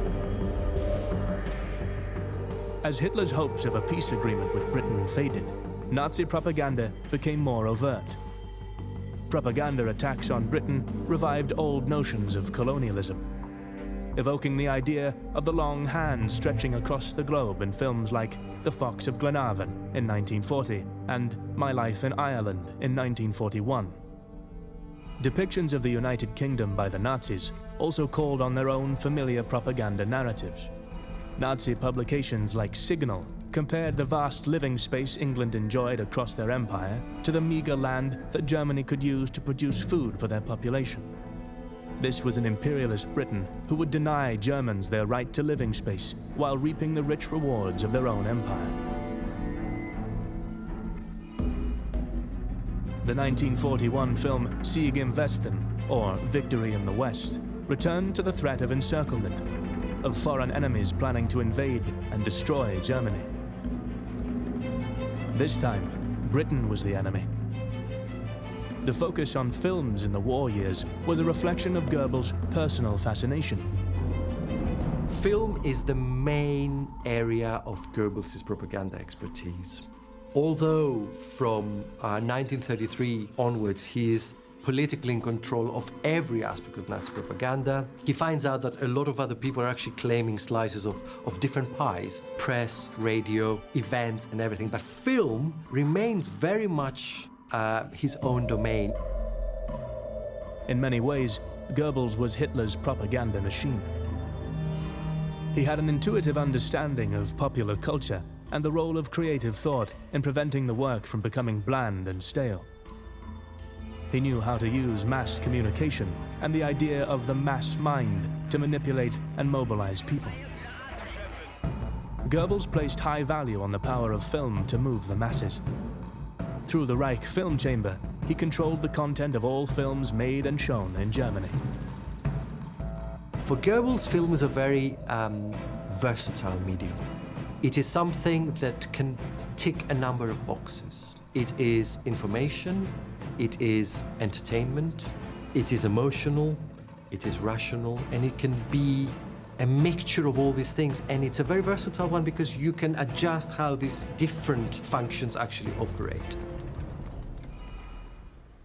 Going to the movies was an incredibly popular pastime during the war. Over 1 billion cinema tickets were sold in Germany in 1942 alone. Newsreels screened in cinemas captured this audience, and were one of the most pervasive tools of propaganda during the war. The German newsreel was centralized early in the war and became a single newsreel, the Deutsche Wochenschau. And as such, it had a more monolithic appearance, content, and therefore it was more concentrated on, if you like, the serious business in hand. Cinema goers in Germany and in Allied countries were exposed to newsreels that presented a curated, often sanitized version of events, manipulating perceptions of the war and its progress. This was a particularly potent form of propaganda in occupied territories, like the German-produced newsreels that regularly screened in occupied France. Some early films produced by Goebbels used the familiar newsreel style to perpetuate the idea that the war would be swift and the Germans victorious. There were a lot of documentary-style films that were authorized by Goebbels. A subset of them were shot in the first stages of the war, and they are very much, they're like extended newsreels. And they were easy films to make, partly because there was so much footage, and again, here's where Goebbels is absolutely crucial in making sure that all the Wehrmacht units are equipped with good equipment and personnel to shoot pretty much everything. These films are actually very, very successful, partly because they show the victory, and partly because they promise that swift victory that the public opinion really, really wants.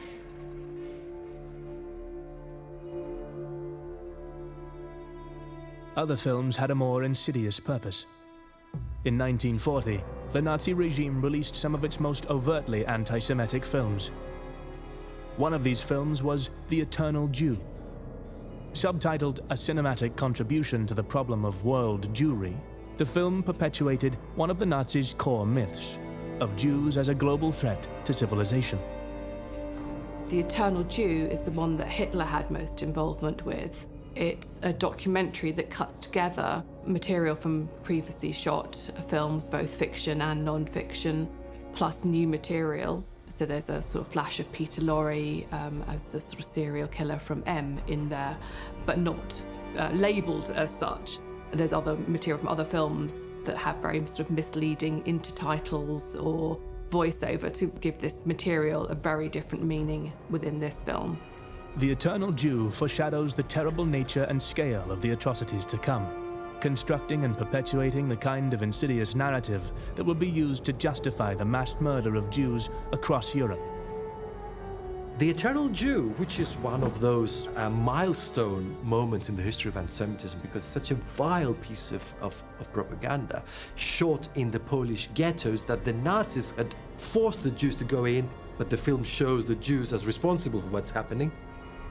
At the time, the film was seen as an ideological ambassador for Nazi ideas of racial identity. It was mandated that it be screened in Nazi-occupied territories like the Netherlands. Goebbels, on the other hand, had these other two films sort of in the pipeline, Jude Seuss and The Rothschild.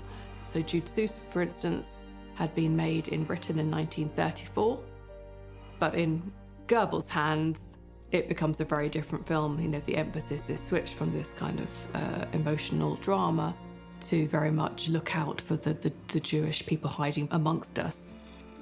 Goebbels also oversaw films that perpetuated the well-worn narrative of foreign aggression. Films like Heimkehr or Homecoming, released in 1941. The film depicts imagined atrocities enacted against Germans in Poland, intended to incite hatred in German audiences.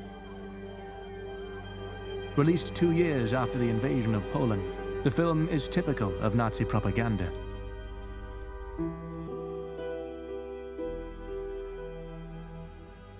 Feeding their audience the same simple ideas, tying past, present, and future events together into one common cause, one common goal. The justification of war as a means to create a new, stronger Germany. These films were only approved by the Reich Culture Chamber if they reflected the Nazi worldview. They worked to justify the Nazi regime's actions but also to stoke the fires of hatred and righteousness in the German people.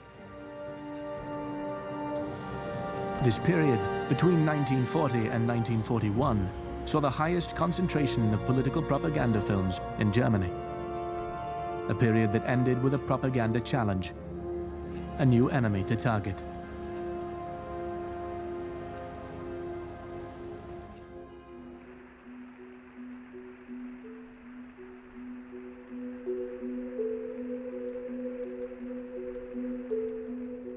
December 7th, 1941,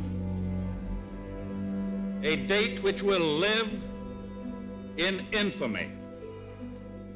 The United States of America was suddenly and deliberately attacked by naval and air forces of the Empire of Japan. Until that moment, the US could view the war as Europe's problem. Within days of the attack, America had declared war on Japan. Then Hitler declared war on the United States, an uncharacteristic move that could position Germany as the aggressor. Nazi propaganda had a new focus: America the enemy.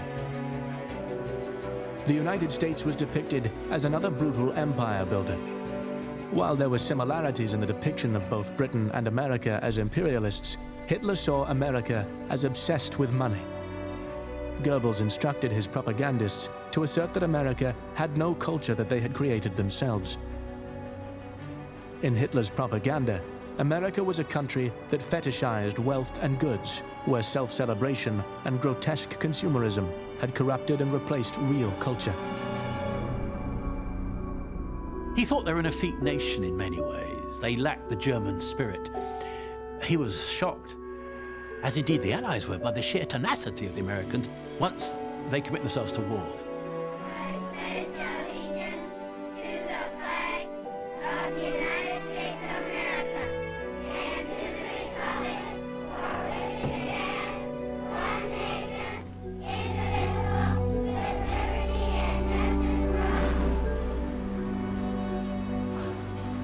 With America and Japan entering the fray, this was now truly a global war.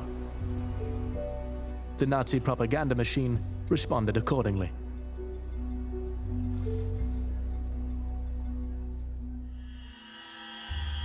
In early 1942, Ribbentrop, Hitler's foreign minister, issued global guidelines for Nazi propaganda, carefully maintaining a consistent narrative worldwide. One of the directives of these guidelines was to sell the idea of world Jewry, a global conspiracy to regain the control world Jewry had before the Third Reich.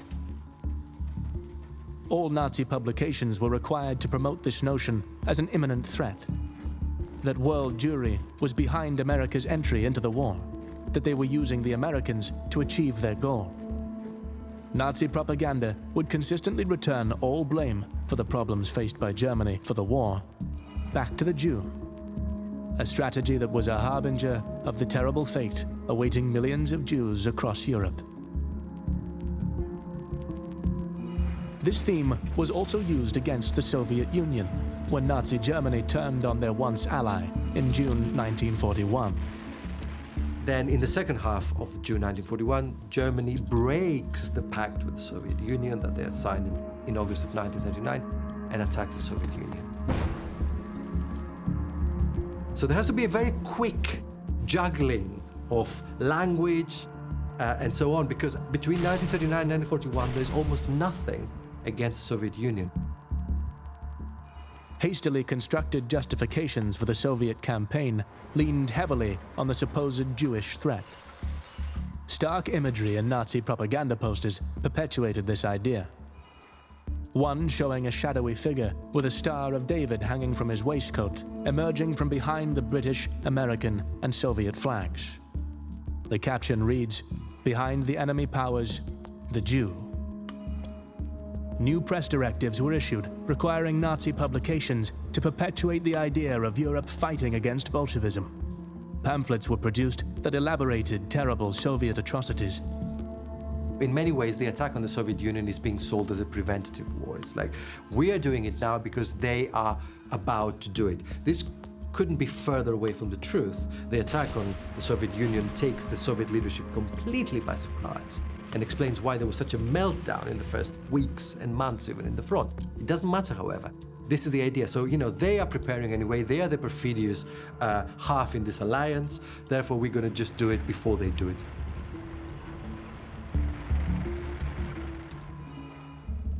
Hitler perpetuated the claims of his regime's propaganda in his speech to the Reichstag on the 11th of December, 1941, linking the imminent Soviet threat to the long European history of struggle between civilization and barbarity, returning to the old threats that Hitler had relied on in his early days as party leader.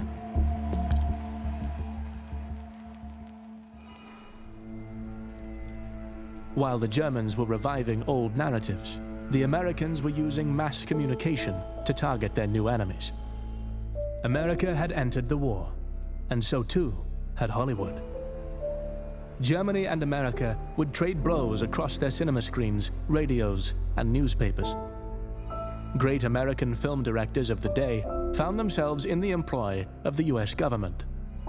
Men like Frank Capra, who had already built his name directing Academy Award-winning films like It Happened One Night and Mr. Smith Goes to Washington. Capra was hired by the US Army in 1942 to direct a series of 7 informational films for new recruits. His mandate? Maintaining morale and instilling loyalty and discipline into the civilian army being assembled to make war on professional enemies. The series was simply titled, Why We Fight. The films are very well made, quite sophisticated in their use of documentary techniques. Indeed, they adopted some of the techniques that are being used in German propaganda films of cartoons, maps, diagrams, and so on, alongside archive and actuality footage. They were so successful that they were, in fact, shown to a wider audience than originally intended. And when the films were released in Britain, the first one, Prelude to War, had a recorded introduction from none other than Winston Churchill. The purpose of the Why We Fight series was to inform and inspire, to sell the idea that while America didn't ask to fight, they will fight and win. It's us or them. The chips are down. 2 worlds stand against each other. One must die, one must live. 170 years of freedom decrees our answer.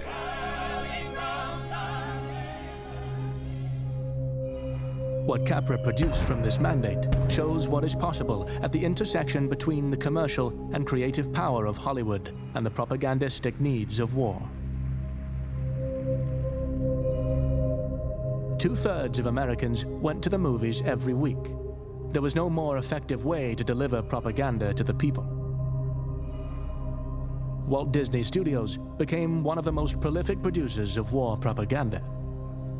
Their satirical cartoon, Der Führer's Face, released in 1943, even won an Academy Award for Best Animated Short Film.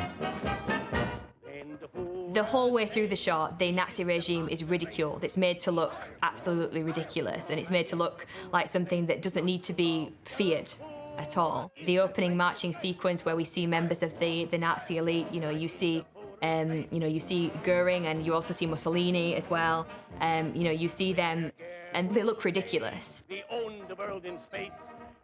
And I think that's as well juxtaposed with the conditions that Donald is living in as part of this animated Nazi Germany. The really kind of poor little house that he's living in, the essence of eggs and bacon that he has for his breakfast, the mouldy little coffee bean he has to put in his coffee cup. His bread is so hard that he has to saw it. Turning possibly one of the most evil regimes that has ever existed on this planet, turning that into something that can be ridiculed, is an incredibly sophisticated piece of propaganda. While the Nazis depicted Americans as greedy and weak, the Americans were depicting conditions in Nazi Germany as grim. Other Disney propaganda products were deeply serious. The 1943 film Education for Death doesn't feature any of the Disney stable of characters. It depicts an all-encompassing ideology, a highly militarized totalitarian state, in which children are indoctrinated from birth to National Socialism. I think another way in which Education for Death actually fits in with a lot of the Hollywood propaganda is that it's very anti-Nazi and not very anti-German. We feel sorry for Hans because we've followed him throughout all his life, and you see the kind of ideas that he's getting exposed to in his education as they show it in the schoolroom sequence. And, you know, you see everything that's happening to him, and at the end, that truly disturbing image, you really feel for him that he's stuck and that he's trapped as a slave within the German army. The truest, most effective form of propaganda. A grain of truth encompassed in compelling hyperbole.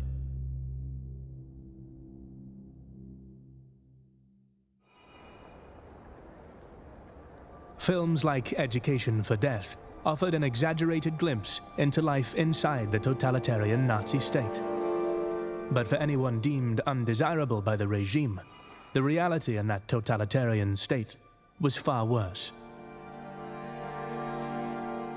Nazi propaganda targeted the Jewish population of Europe as a blight on civilization. But their policies were far more sinister than propaganda alone. Reflected in the Nazi final solution to the Jewish problem, the extermination of millions of Jews, along with Romani, homosexuals, people with disabilities, and other persecuted minorities across Europe.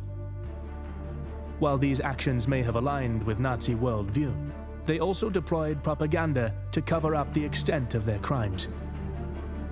The SS and other officials at concentration camps would routinely force prisoners to send postcards to their loved ones back home, assuring them that living conditions in the camps were good and that they were being treated well, forcing victims of the Holocaust to perform in the cover-up of their own terrible mistreatment and murder. The concentration camp Theresienstadt in the modern-day Czech Republic was a transit point for Jews being transported to death camps. But it was also an important tool of domestic propaganda for the Nazi regime.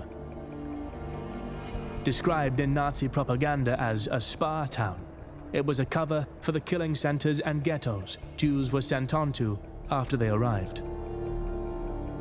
Propaganda concealed the nature and extent of the Holocaust, along with the reality of what was happening to political opponents and others deemed undesirable to the regime, giving everyday Germans a way to not look too closely at what was happening around them. One should emphasize this, that there was a remarkable amount of devilish cunning in what they did with getting people not to look. In other words, if people had looked in their peripheral vision, they would have seen the darkness of the regime. But the regime said to you, don't look. And that's the advice people mostly took. And finally, of course, what they did do was create very cleverly a public, political, and a private civic sphere. People were living two lives, a binary life, in other words, a life in Nazi Germany, and a private life full of the goodies of consumption and so forth. And this is how they did it. In many ways, it was a bit like Huxley's Brave New World, and this is how the regime managed to bamboozle people. They encouraged them not to look. In 1944, the Theresienstadt was beautified with newly planted gardens and renovated buildings, efforts that were aimed at amplifying the propaganda value of the camp for an inspection by the International Red Cross.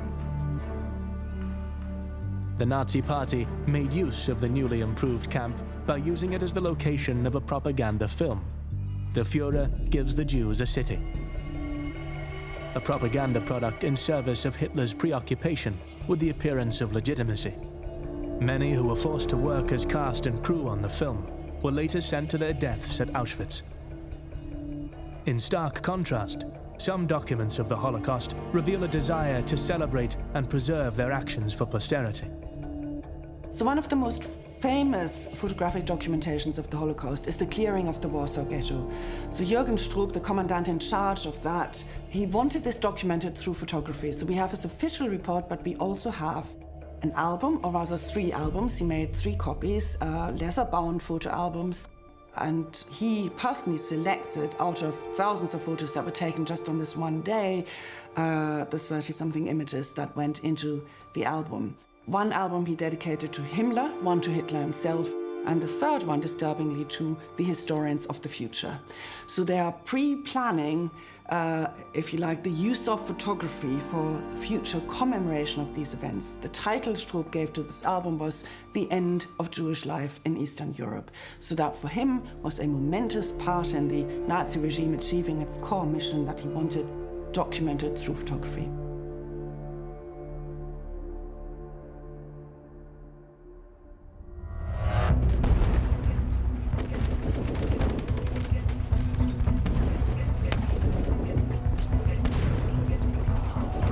Propaganda infiltrated every aspect of the regime and the war. So, when the German 6th Army suffered a crushing defeat at Stalingrad in February 1943, the reaction was to lie. Over German radio, a communiqué was read that described the fate of the German 6th Army as being true to its oath to fight to the last breath. In reality, tens of thousands of German soldiers at Stalingrad had been taken captive. For a time, the German propaganda machine tried to hide the reality of Stalingrad. So the earlier films, the earlier newsreels showed successful attacks. And indeed, there were claims made. And Hitler said in the Reichstag, Stalingrad has fallen. It was untrue.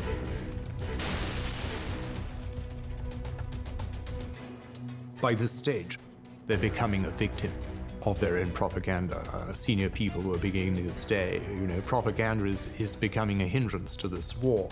Specifically Stalingrad, where they said they'd won. Of course, they hadn't won, and they were surrounded. Stalingrad was a major turning point in the war, bringing an abrupt end to any remnants of German optimism.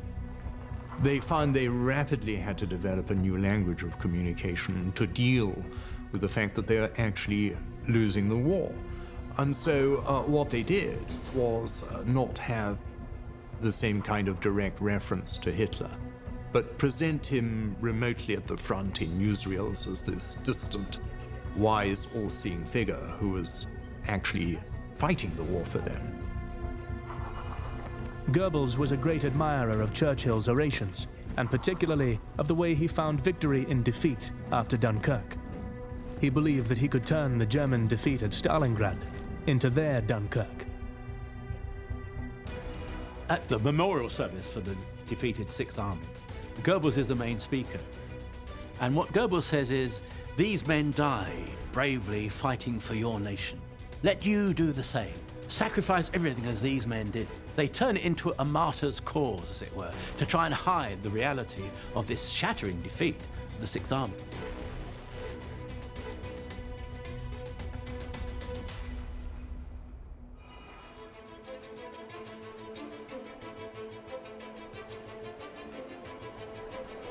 On the 18th of February 1943, Goebbels made a rousing speech to a massive, carefully selected crowd at the Berlin Sportpalast Stadium. In it, he introduced his new endgame, Totaler Krieg, total war. The speech was a highly staged affair. Standing in a stadium drenched in Nazi symbols, delivering a speech laden with rhetorical questions and slogans like, "A total war is the shortest war," Goebbels played to the emotions of the crowd. He didn't propose total war, but asked the crowd if they wanted it, manipulating them into enthusiastic consent for the concept. The total war speech was a tour de force. It was an extraordinary thing, and it was the apotheosis of Goebbels, the great high point of his career, and one of the greatest rhetorical set pieces in all of the Third Reich. It is an extraordinary thing to watch. Do you want war? And it's the involvement of the crowd. They say, yeah, yeah. He whips them up into a frenzy, just like in the old days. Nazi architect Albert Speer would later describe his shock at observing Goebbels dissecting every emotional outburst for its strategic value and success in eliciting the correct responses from the crowd. The concept of total war was underpinned by the idea of Europe's fight against Bolshevism, a repackaging of old Nazi narratives, but with a new twist. If it was up to Germany to lead the defense, then the German people would have to make greater sacrifices to not only support, but want a total war. The country would have to be all in to defeat the looming threat of Bolshevism and an international Jewish conspiracy. Goebbels' speech was also directed at Hitler himself, aimed at convincing him to give Goebbels greater control over the war economy. By 1944, Hitler had rewarded Goebbels for his efforts by making him general plenipotentiary for total war, effectively controlling the war on the domestic front. With this new power, Goebbels launched what would be the final phase of Nazi propaganda.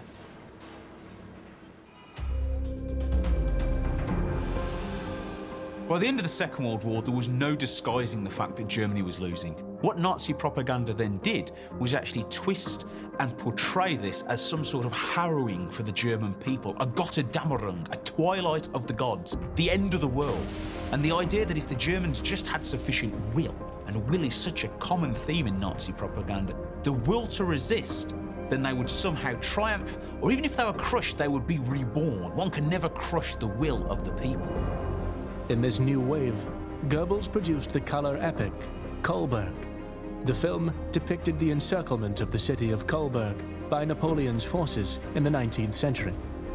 For Goebbels, the propaganda value of this story was that resistance in the city was led by the people. It fed neatly into his new push for total war. Kolberg was so important to Goebbels that he withdrew 187,000 German soldiers, 4,000 sailors, and 6,000 horses from the war front to complete the film on time. Thousands of Wehrmacht soldiers who are fighting a desperately losing war are diverted to act as stunts in the scenes of the film, a few hundred miles away from the actual front where things are going horribly wrong. The production of the film, a large number of the facilities had already been destroyed because of the Allied bombardment, but the production goes on. Technically, the film was the culmination of everything Goebbels had learned about filmmaking to that point. Kolberg is the first showpiece of the new generation of German filmmakers, which is why it really is, in cinematic terms, way above what the German general cinema has been able to do. Thank God they haven't had the opportunity to prove where this could have led to, but it would indicate that had they won the war, there might have been a powerful, almost probably Soviet-level ideological cinema there. It shows a number of things about how Goebbels personally and the Nazi regime in itself saw film as the most powerful, as the most impactful means of propaganda, as the one that could really manipulate emotions, could really rally the views of the people. But he also saw that film as his personal testament. It was his masterpiece, something that he nurtured as an idea from the beginning till the very end, and he wanted it to be completed, and he wanted no expenses spared. It would not be enough. The tide of war had turned, and the most cunning propaganda techniques were ultimately no match for the strength of the Allied war machine.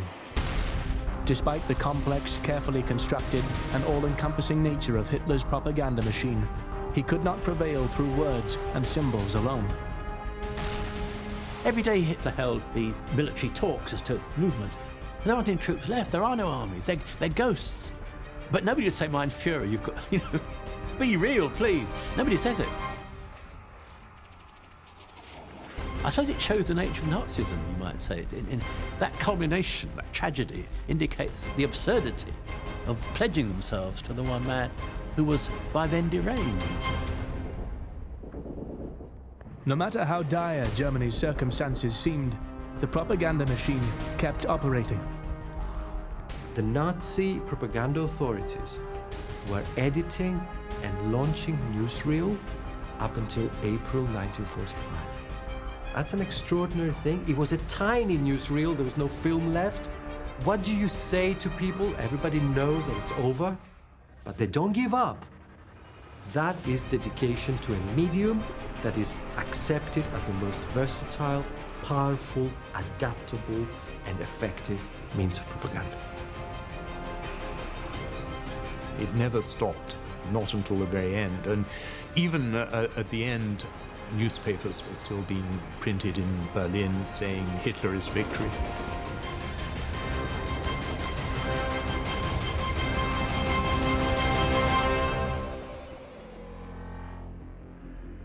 On the 30th of April, 1945, Hitler took his own life, but the propaganda continued.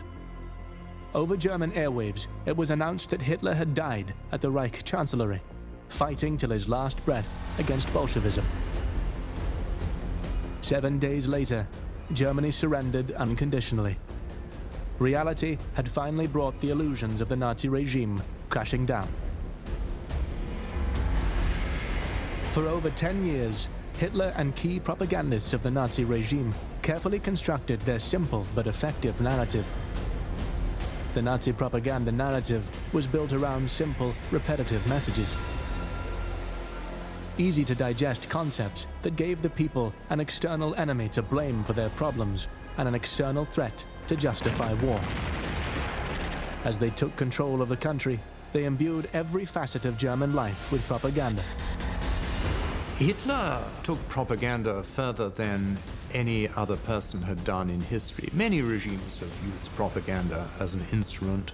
Stalin, the communists, and so forth. The British weren't bad at it either. But with the Nazis, it served a different function. It wasn't just an instrument of government, it was the medium of government. They lived it. Every surface carried propaganda. Everything was propaganda. As the illusory power of Nazi propaganda grew, so too did the delusions of the regime. They were manufacturers of reality, but also consumers of their own unreality, buying into their narratives of moral and racial superiority, of their destined path to a new German empire. A level of hubris that proved unsustainable and that led their country and the world inexorably to disaster. Perceptions of propaganda in the wake of National Socialism are tainted by its place in Hitler's Germany. A nation built on mass manipulation and control through propaganda with the most terrible goals. Propaganda in the service of power, war, and mass murder.